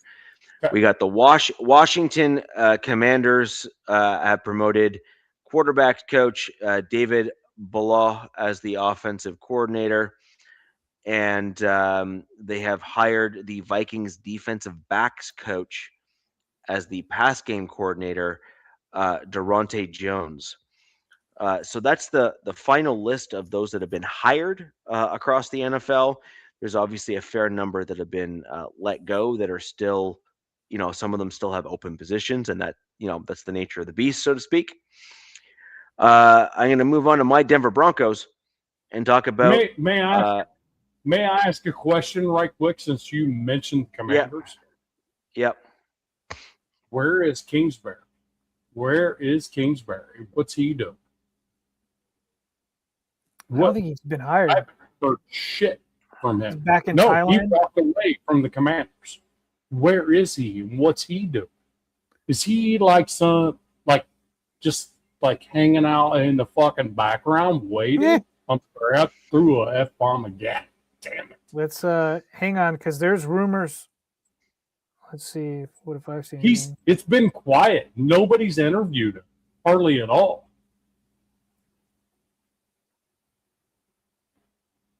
Did the Eagles hire an OC yet? Yeah, they did. Did you say that, Richie? I'm sorry if I missed it, man. Yeah, I think you mentioned it. Didn't you say it? No Eagles. Oh, Eagles have not gotten an OC yet. No Eagles. So I agree. I mean, it's weird that he's not been mentioned because he was even being thrown around as, one of the hot candidates once he walked away and all that kind of stuff. And yeah. He walked away from the Commanders and just went dark. Yeah. His name's not even been mentioned in anything. Yeah. So moving on to the Broncos at that point here now, after the championship game, the Broncos made 3 coaching changes. Not just 1, 3. Yeah. Yeah. The Denver Broncos fired their offensive coordinator in Joe Lombardi. This is something that Joe Lombardi is familiar with, being fired, although not necessarily by Sean Payton. Only 4 times. He's been fired a whack of times by a bunch of people, but Sean Payton has typically not been one of them. So this is a first for him. We have also fired wide receivers coach Kiri Colbert. And the one that sort of surprised me a fair amount, to be quite honest, was we fired our cornerbacks coach in Addison Lynch. And the reason why I was very surprised with Addison Lynch being fired is Addison Lynch is responsible. Here's a list of names. Just bear with me as I go through this because I think this is important. Okay? Okay. Go. Pat Surtain. Yeah. He was the coach that took him from rookie to defensive player of the year. Okay? That's no small feat, number 1. Number 2, Riley Moss is widely regarded, despite his penalties, as being like a lockdown corner at the NFL on the other side of Pat Surtain, who's like one of the most targeted cornerbacks and still has one of the best pass defended records in the entire league. Yes. And that's all under that dude's coaching and tutelage. What is that? he took Jaquan McMillan from an undrafted free agent rookie to who is a dude that is, if he does leave the Broncos, will be one of the highest paid slot corners in the NFL for sure. Guess what the Raiders need? Guess what the Raiders need? In slot corner. Yeah, and then he's got a bunch of other guys like Turner Yell and a few other corners that he has coached up to being serviceable players, if not like 1B kind of guys on the Denver Broncos roster. I can't believe that Broncos would fire a single defensive coach. Right. None. Zero. I can't believe that would happen. It has to be a freaking head coach like argument type deal. And then you still have coaches, Richie, that are Sean Payton's that dude though, DZ. Looking to get poached. That dude, when you oppose him, you're fired. Makes you wonder, right? Makes you wonder if like somebody did say something he didn't like. I mean, what doesn't Sean call the plays though, right? So how did Joe? Even on defense as a head coach, seems like Sean Payton's always been that dude. If you oppose him and give him a hard time and say, no, you're fucking this up on defense, you're an offensive guy. You know, if those dudes have been doing that, that's why they got fired. Yeah, I don't understand but I mean, he's a cornerback coach. Who knows? Maybe the cornerbacks were like, this guy sucks, or they had a problem with him. Who knows? I don't. There could have been something. How do you make them better though?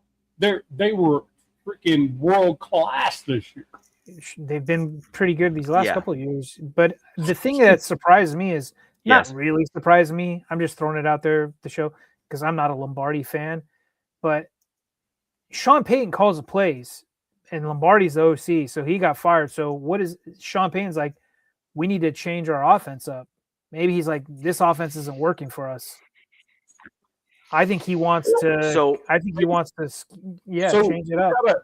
Also, got to understand the definition of an offensive coordinator in reality. An offensive coordinator is not necessarily a play caller. An offensive coordinator is a dude that sets up a game versus the next team you're playing against. So even if your head coach is the play caller, that's the dude that sits down, game plans, and says, this is what will be effective. Yeah. And then your play caller plays or calls those plays. And then if it doesn't work for him, it's like, wait, okay, maybe it's not working for me. You know what I mean? It's not exactly what we're trying to do. It's also a matter of some of the schemes and some of the blocking schemes and also some of the personnel that go onto the field as well that would fall under the coordinator. So again, remember how I said like 1 + 1 sometimes does just simply equal 2 and therefore the guy's gone. I think this is kind of one of those scenarios where the Broncos had Bo Nix, who is clearly showing that he has the clutch gene when he plays the game. But yet the Broncos offense was schemed and designed in such a way that was just bad. Like it was bad. It wasn't the play calls. The play calls set them up to actually do well. The play calls were designed and set up to actually do well. But the problem is that it was the actual scheme itself. I'm talking about the defense for you guys. Is Vance Joseph saying that your cornerbacks coach needs to go? I mean, for crying out loud, it was one of the best freaking secondaries in the league. Why is he fired? I mean, why? There has been no information.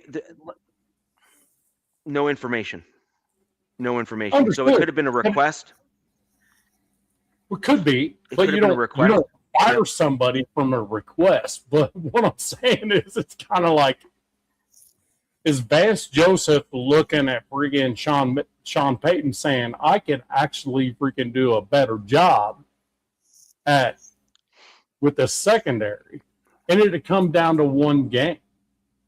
You know what I mean? When they actually had a little bit of a mix-up in the secondary in that championship game. You know what I mean? That actually was a game changer, you know? And, I mean, was that cornerback's coach saying, no, you do this, I don't care what Vance says? Or was it I don't care what Sean says type thing? I mean, because why would you disconnect the coaching staff that is one of the best secondaries in the NFL? Why would you disconnect any of that defense?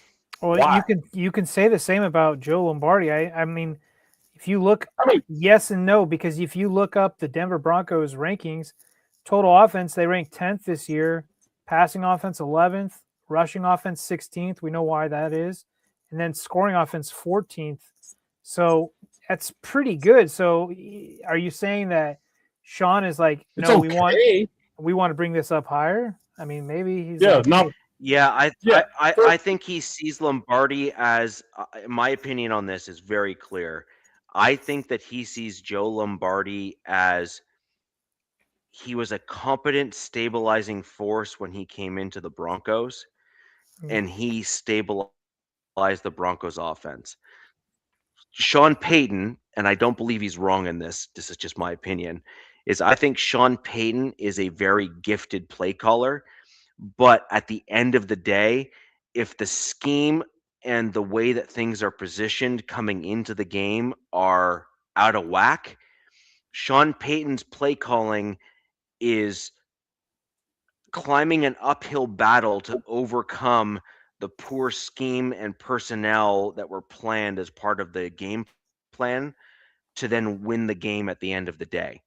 And I think that Sean Payton has enough football knowledge, and I have enough faith in what he's shown to do since his joining the Broncos, that he has basically come to the conclusion that the Broncos, in order to do and take the next step that they need to make, especially with Bo Nix, is that they need a more competent and more innovative offensive play caller to pair with Sean Payton, and they need to move on from Joe Lombardi in order to make that happen. I will tell you so far the best moves that have been made in the AFC West is the Chiefs and the Chargers as far as coaching. Mentor, that's huge.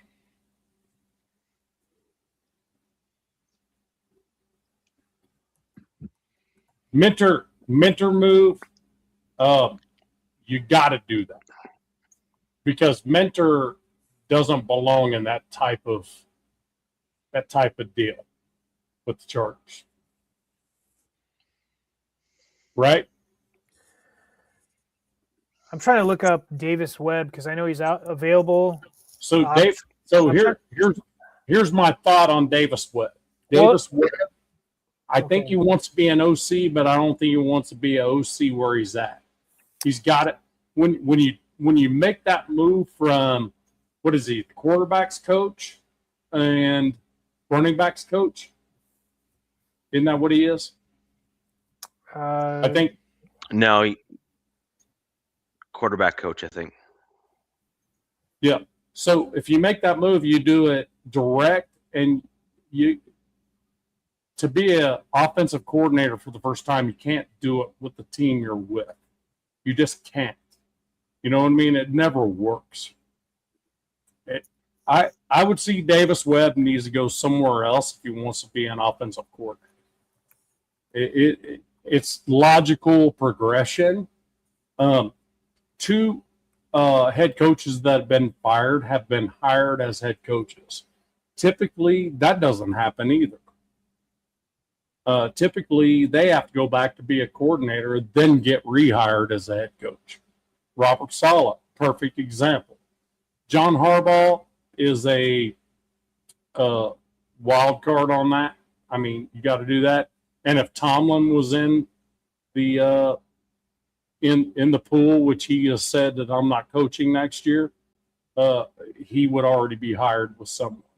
You know what I mean? So, and McCarthy took years off as well, even though once he was fired as a head coach, the second time, now He's going to the Steelers, and he's not only the same as Mike Tomlin, but he's older than Mike Tomlin. So I don't understand that logic, but that's okay. You just I think changes are being made in a vacuum, and I think the actual NFL progression as we're going is young minds, right? Yeah. I mean, it's Mike McDaniel, evolving. The NFL evolves Mike like every season. Mike McDaniel to the Chargers is a huge hire as an offensive coordinator. Yeah. That's a big deal. That's what's making me think about this Broncos OC search a little bit, because Sean Payton's this West Coast kind of guy, right? West Coast offense deal. I looked him up. They say he's got a splash of Bill Walsh principles. Take that for however you want to take it. Yes. So it's like that's where he comes from. That's where he comes from. It's so that does when he you talk about trees, yeah, the tree they talk about comes from Bill Walsh. So does he want to like maybe promote, like I know you were going against that, Nav, but maybe get a young mind in there who's got views on different stuff. I mean, more motion, more pre-snap, you know what I mean? Like things like that, because that's really not Joe Lombardi's MO, man. Joe, like Richie kind of said it about Joe. Joe's kind of the stabilizing. He's not a bad OC by any means. If you got the right personnel, it works. But I know that Mike McDaniel got fucked by Tua. Got absolutely screwed by Tua. Sorry, I threw the F-bomb again. But Tua like destroyed him as a head coach. Well, I'm also hearing another issue that Mike had in Miami is he let players dictate things to him. And as a coordinator, you don't have to worry about that. No, Jim doesn't play that. And, Jim don't play that game. No, so that's a scary big time hire. Mike McDaniel to the Chargers is huge. Yeah, I'd like to see them add. I know we don't want to get into the future stuff, but I'd really like to see them add another athletic tight end to this team. And then maybe I know that speed isn't the end all be all with Mike McDaniel's scheme, but they do need a speedster. So it'll be interesting to see what they do in free agency in the draft. I've seen names floated around. There'll be 2 tight ends that will be free agents in the draft. I think tight ends, Nav. I kind of looked through like Sports Track's tracker, all the teams. Yeah. And out of all the groups, tight end actually looks like the best group in free agency, believe it or not. I know you guys don't need a tight end, but no, Hunter Henry is going to be one that you might want to think about. Damn, he left us for the Patriots. I mean, I know he did, but he's not going to be their number one. What's the O lines? Patriots are going to draft young for a tight end. So Vegas James, what's our O line situation? I mean, dude, it's not good. You just got to get healthy. You guys got to get You need Alton Slater back healthy, and then the left guard, he's a free agent this year. And then Becton, they better cut his useless ass. Yeah, you need to get a center. And then Bozeman, oh God, dude, I'm watching Jennings Dunker. Yeah. He was the East-West game and the Senior Bowl stuff. That dude is a beast. I know he's a tackle. They're projecting him to play guard, but he's like he can play center as well. You can get Pat Coogan later. Yep, there's him as well. So there's some centers in this. I would like to get a rookie center. I know everybody's talking about Linderbaum, but dude, whoever signs Linderbaum, you're making him the highest paid center in the league. Be careful. Be careful. He's a problem too. Yeah. So yeah. Richie's. What about it? Oh no, just waiting for you to direct the next piece. Oh, well, the one thing I will say about Davis Webb is I do think that the hope is that the Broncos retain him. the one thing that you guys haven't factored into this, and I don't fault you for it because I'm the Broncos fan on the panel, and this is not your team, is Davis Webb was actually the offensive coordinator for at least 2 games in preseason. He Yep. actually called plays on the Yep. sideline for 2 games in preseason. Okay. Yep. And so it's not like this is that far-fetched that the Broncos and Sean Payton were looking at him as kind of that role potentially.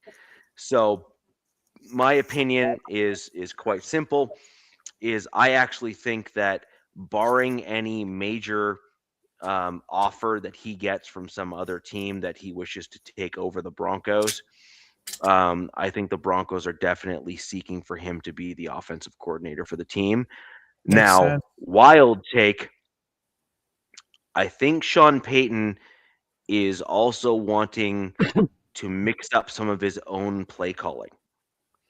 And so I think that you're going to start having kind of a back and forth between Sean Payton and Davis Webb if he does stay with the Denver Broncos, where you very well could see whole games where Webb does actually take over play calling duties at certain points. And that would certainly be a departure from what we've seen from my Denver Broncos. And I think part of that is Sean Payton is probably going to want to start slowing down a little bit in terms of how much he needs to take on personally. And I believe that he has a lot of respect for the football mind that Davis Webb has and is. So I think we're going to start seeing some interesting things from my Denver Broncos going forward. I do think that pretty much is going to end the show with that, at least for now. What about we I didn't think do we have- Raiders?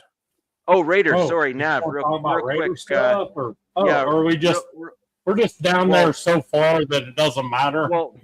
Well, right now the unfortunate part with the It's a guessing Raiders game. is that you've interviewed a lot of people, and a bunch of people that you've interviewed have either gone elsewhere or haven't done anything yet, and so we just don't know. Like, we don't have enough information yet that I've been able to find. Although I did hear rumors today, like a big rumor today, that I'm not sure if it's been confirmed or not, for sure, is that they interviewed John Gruden again for the head coach. No, that's a lie. Okay. Did John give the New York Jets the big middle finger? Yes, he did. He's like, He said that on Barstool. He's like, yeah, fuck that shit. I'm sorry. I think that's 4 times I threw an F-bomb. My bad. Yeah. So if we can maybe get to the Raiders stuff, we'll see kind of where you guys are at. Apparently, there's some additional news. It's real quick. All right. So, 1, Harbaugh, fired. Never interviewed him. Didn't care. Tomlin, fired. Or walked away. Whatever they want to say. Never interviewed. Right? Interviewed Stefanski. Never going to be a Raider. Interviewed him anyway, just in case. Right? Interviewed a few other folks. Interviewed Kubiak. However, we have a second interview with Kubiak Saturday. Nice. The only second interview he is taking, as far as I can see, on any other team. So what I'm saying is all our eggs in one basket at this point. We want Kubiak as our head coach. Pretty sure it's been said, dude, whatever you want, we got you. Go win a Super Bowl. Make it happen. You know? And there's no doubt in my mind Kubiak's going to be our next head coach. It's hard telling, but the weird part for me is that Kingsbury has been so quiet since he left the Commanders. Nobody mentions any of that shit. And I'll tell you what, the dream team for me, if we're going young, if we're going flat young with the Raiders and saying, let's go like young and roll hot, Kubiak head coach, Davis Webb OC, and we're going to promote Rob Leonard to the defensive coordinator. That's me. That's what I thought you were going with Cliff as OC. I thought you were going to. What I'm saying is, Davis Webb decides to stay with the Broncos and go to OC. Kingsbury's been quiet. His name's not been mentioned since he walked away from the Commanders. Well, Nav, you know why I'm saying that, right? Because he is the guy that gets these young QBs going. Yes. He comes into spots for a few seasons with these young QBs, gets them going, and then usually dips off somewhere else. Then he jumped. Then he bounced. However, let's remember, Kingsbury was also a head coach and failed miserably. It's true. Kingsbury. Could you see a world, Nav? The Cardinals, everybody fails there as a head coach, don't they? Nav, could you see a world of Kubiak and Kingsbury? Kubiak as the head coach and Kingsbury to help Kingsbury's OC, that'd be amazing. Usher in that Mendoza era, you know? Because what that does is Kingsbury knows the NFL. Like, knows it from a head coach perspective. Right. And he can help Kubiak get through that shit. So it's one of those where, now, let's not forget. So there's a couple names that are getting left out here that are also still trying to play for, or were trying to play for a Super Bowl. Shula. So if we go defensive coach, Chris Shula's always been on our list as well. He's not in anybody's freaking mouth either. Nope. He was supposed to be like the lock for the Steeler job, and that didn't come to fruition. Right. There's a lot to be said, but the mere fact that Mike Shanahan. No, he's talking about the other Shanahan. It's not the Mike Shanahan you think of. Oh, okay. It's a different Mike Shanahan. Okay. No, Jack, I know what you were saying, and that's a little bit heavy, but I can see it. Oh, Shula went to Arizona? Did he really? Tiano, are you just calling your shot? Tiano said Shula's went to Arizona. Is he head coach of Arizona? Yeah, Mike Shanahan's from Indiana. Yeah, that's fine. No, it's just obviously, let's just say Shanahan is well known in this part. Yes. Okay, yeah. Taino, you just derailed me with that shit. I'm like, wait, I thought Shula was still available. He's killing me. He goes, just a guess. Yeah. So, but my dream team is Kubiak, Davis Webb is the OC, and honestly, I want to freaking promote. I said freaking, not the other F word. And I want to promote Rob Leonard to DC because he's a young-minded head coach that's been doing a lot of good stuff, and he has control of the locker room. He has control of Max Crosby. He has control of everyone in that defensive room. Everyone. That's a dude that's been through the gauntlet and still remains. Yep. He was a Raider before all the bullshit happened. So let's predict. By next week they can't hire him. No, it'll be after the Super Bowl. Yep. And the thing about it is we won't make the OC and DC decisions till the head coach decides. Raider Nation's going to have to wait a little bit. But I will tell you with this, Kubiak having a second in-person interview on Saturday says a lot. Yeah. Sounds like that's the guy they want. You know what I mean? Yeah. Nav, actually, the other thing that you might be wrong about is you could actually, let's say you get an agreement in principle after Saturday for Kubiak coming to your team. he could well say, I want this guy as my DC and this guy as my OC. Absolutely. It could well be that given availability, right? Just like if they're out of the playoffs and stuff, they're then available to be hired on, for example, coming Right. inbound. It could be that you guys have an agreement in principle with Kubiak, but then your OC and DC are able to be signed ahead of Kubiak coming in. No, I don't think we'll get an OC or DC decision before the head coach is decided. I think Spytek and Brady will allow the head coach to get his coordinators. No, I'm not saying that they're not. My point is that if Kubiak says, I agree to that deal, but I can't sign it until my team's out of the playoffs, Yes. and he then says, and here's my defensive coordinator and offensive coordinator that I want you to hire, then it could happen. My point is that could be the jumping off point that you guys would have your coordinators ahead of your head coach, but it's not because your head coach didn't want them or didn't ask for them. It's just because they're available and he wasn't yet. I just don't think the Raiders would agree to that until Kubiak actually signs first, because there's no way you're going to go out and sign an OC and DC and then Kingsbury says, nah, change my mind, I'm going to stay with the Seahawks. There's probably a lot of handshake things going on in the background, you know what I mean? that we don't know about yet. Raiders gotten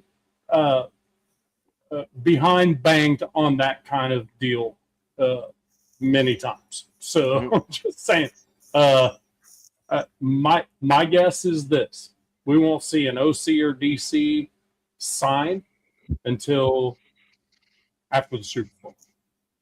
No, that's fair. That's totally fair. I just don't see it happening unless it's like a Tom Brady freaking took you to freaking the best dinner ever, and Kubiak says, dude, I'm with you all the way. You know what I mean? Yeah, totally fair. We've been screwed by that whole freaking evolution so many times. I can't imagine us doing that shit again. Totally fair. So yes, I think we're in agreement. Did Brian Flores get an interview with the Raiders? The answer is no. He declined an interview with the Raiders. Yeah. He declined the interview with the Raiders. The Raiders actually asked him to interview for head coach and declined. Yeah. And guess what Brian Flores is going to do? He's going to be a defensive coordinator again.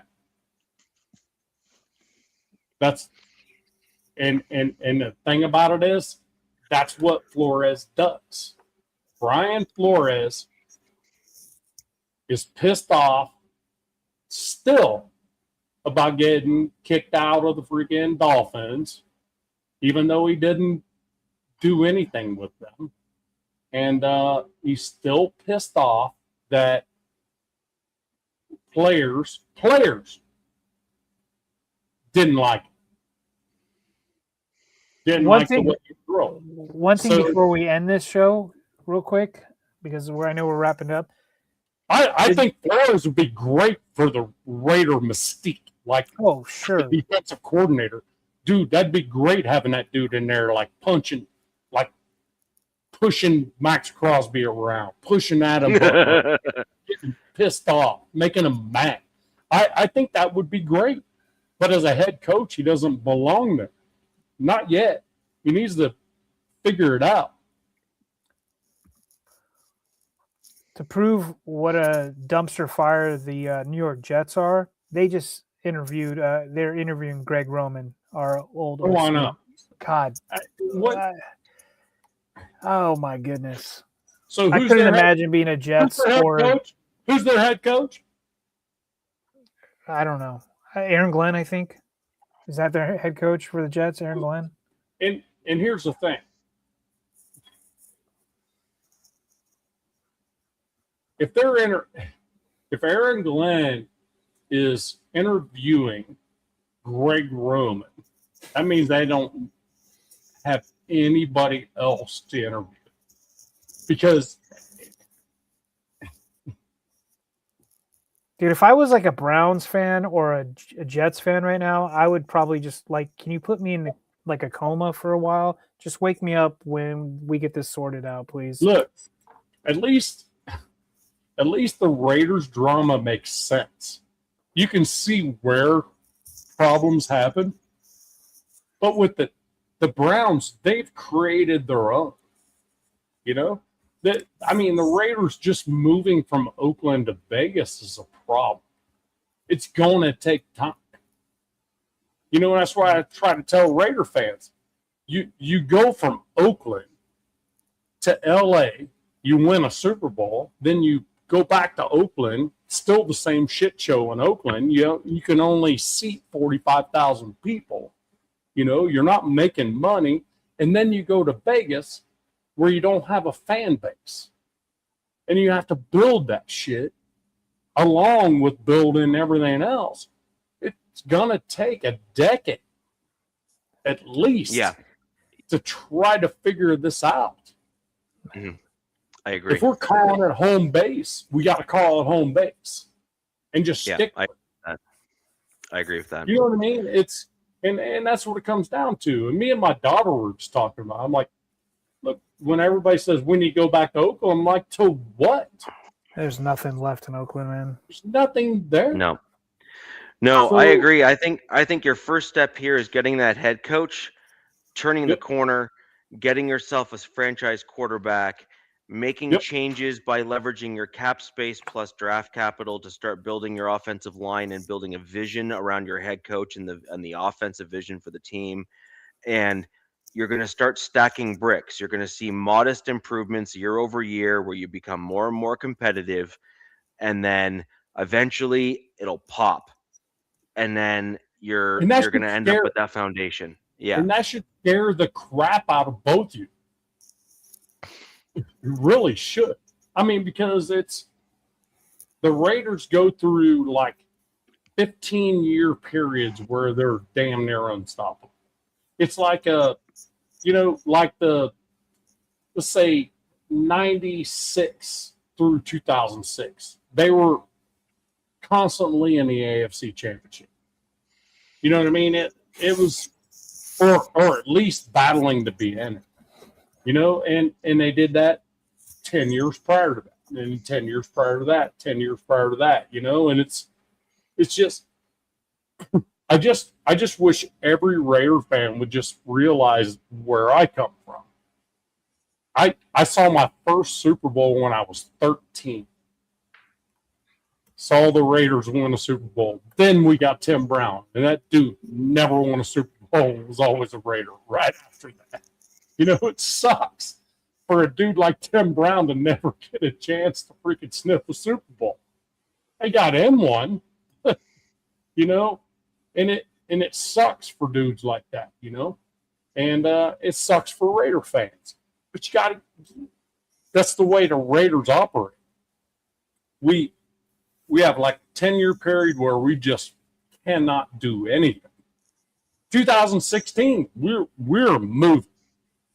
We're actually playing pretty well. Our franchise quarterback gets hurt. It's done at that point. You know what I mean? I agree. It's like DZ. You guys, I'm telling you what, if you guys would have stayed healthy the entire time and kept J.K. Dobbins, everybody would have had a problem with you this year. Remember when Najee blew his eye out, became a Cyclops, and then tore his Achilles. And then Hampton got missed damn near half the season. Yeah. So, I heard I agree. In fantasy, by the way. Thank you, DZ, on that one. Heard me in fantasy football. So we're going to end the show there. A lot of stuff is going to come out in the next week and a half. Yeah. Where all the chips are going to fall where they may. I completely agree with the assessment. I think at this point here, the Raiders have found who they believe is their guy. The question is whether or not he agrees with what they agree, and they all kind of align up. And I think they eventually will. he's coming back in for a second interview. So I think this is just a matter of the details at this stage Formality. of the game. Yeah, this is formality, I think. And we it's will one of go those from where there. You tell Kubiak, I'm bringing you as head coach, who you want as your staff. Here's what we think. What do you think of this? Yeah, stuff like that, I think, is what they're going to be working through, getting together the final vision, et cetera, et cetera. So I think it'll be an interesting one. Yeah, so I think it'll be an interesting one. I really do. I think it'll be a fascinating offseason once the draft gets going, because there'll be more speculation around the AFC West in terms of the direction of both the Chiefs, Broncos, Raiders, and frankly, I would also agree that there'd be some changes with the Chargers with regards to the coaching staff changes there. So I think it's going to be very, very interesting. So, ladies and gentlemen, I want to thank you for joining the show tonight. Hit the like button. If you haven't already, click that subscribe button as well. Can I also say a couple more things? Sure. One, hey, click on and subscribe to all channels. Yep. Raider Shield family is mine. At DZ Wilson 57, you can get him on Instagram, and that's all your vitals, right? That's X. That's on Twitter. But bolt up with DZ on YouTube. Okay. We're gonna be. I'm gonna be adding. I'm gonna be adding everyone's channel in the description for next week's show. I'm gonna be asking that to get added in, so we're gonna add those in, so we don't have to worry about it. I also want to bring you guys into my channel from time to time, if you guys would like to. Yeah, that's totally fine. So, ladies and gentlemen, we're gonna have a ton to go over. We're gonna coordinate a bunch of stuff to make sure that we get the right stuff set up for the show, get topics set up. If you have certain things you want us to go over, research, come back to you on, whatever the case may be, leave those comments down below. Click the like button, click the subscribe button, find all the channels here. You'll find those in links down below in future videos. And again, thank you everyone for joining the show with the West Side. And West Side. And with the Patriots in there, go Seahawks. As much as I hate to say that. I can't quite bring myself to say that. Peace! Fast lane when I pass in the street, bag of money in the passenger seat.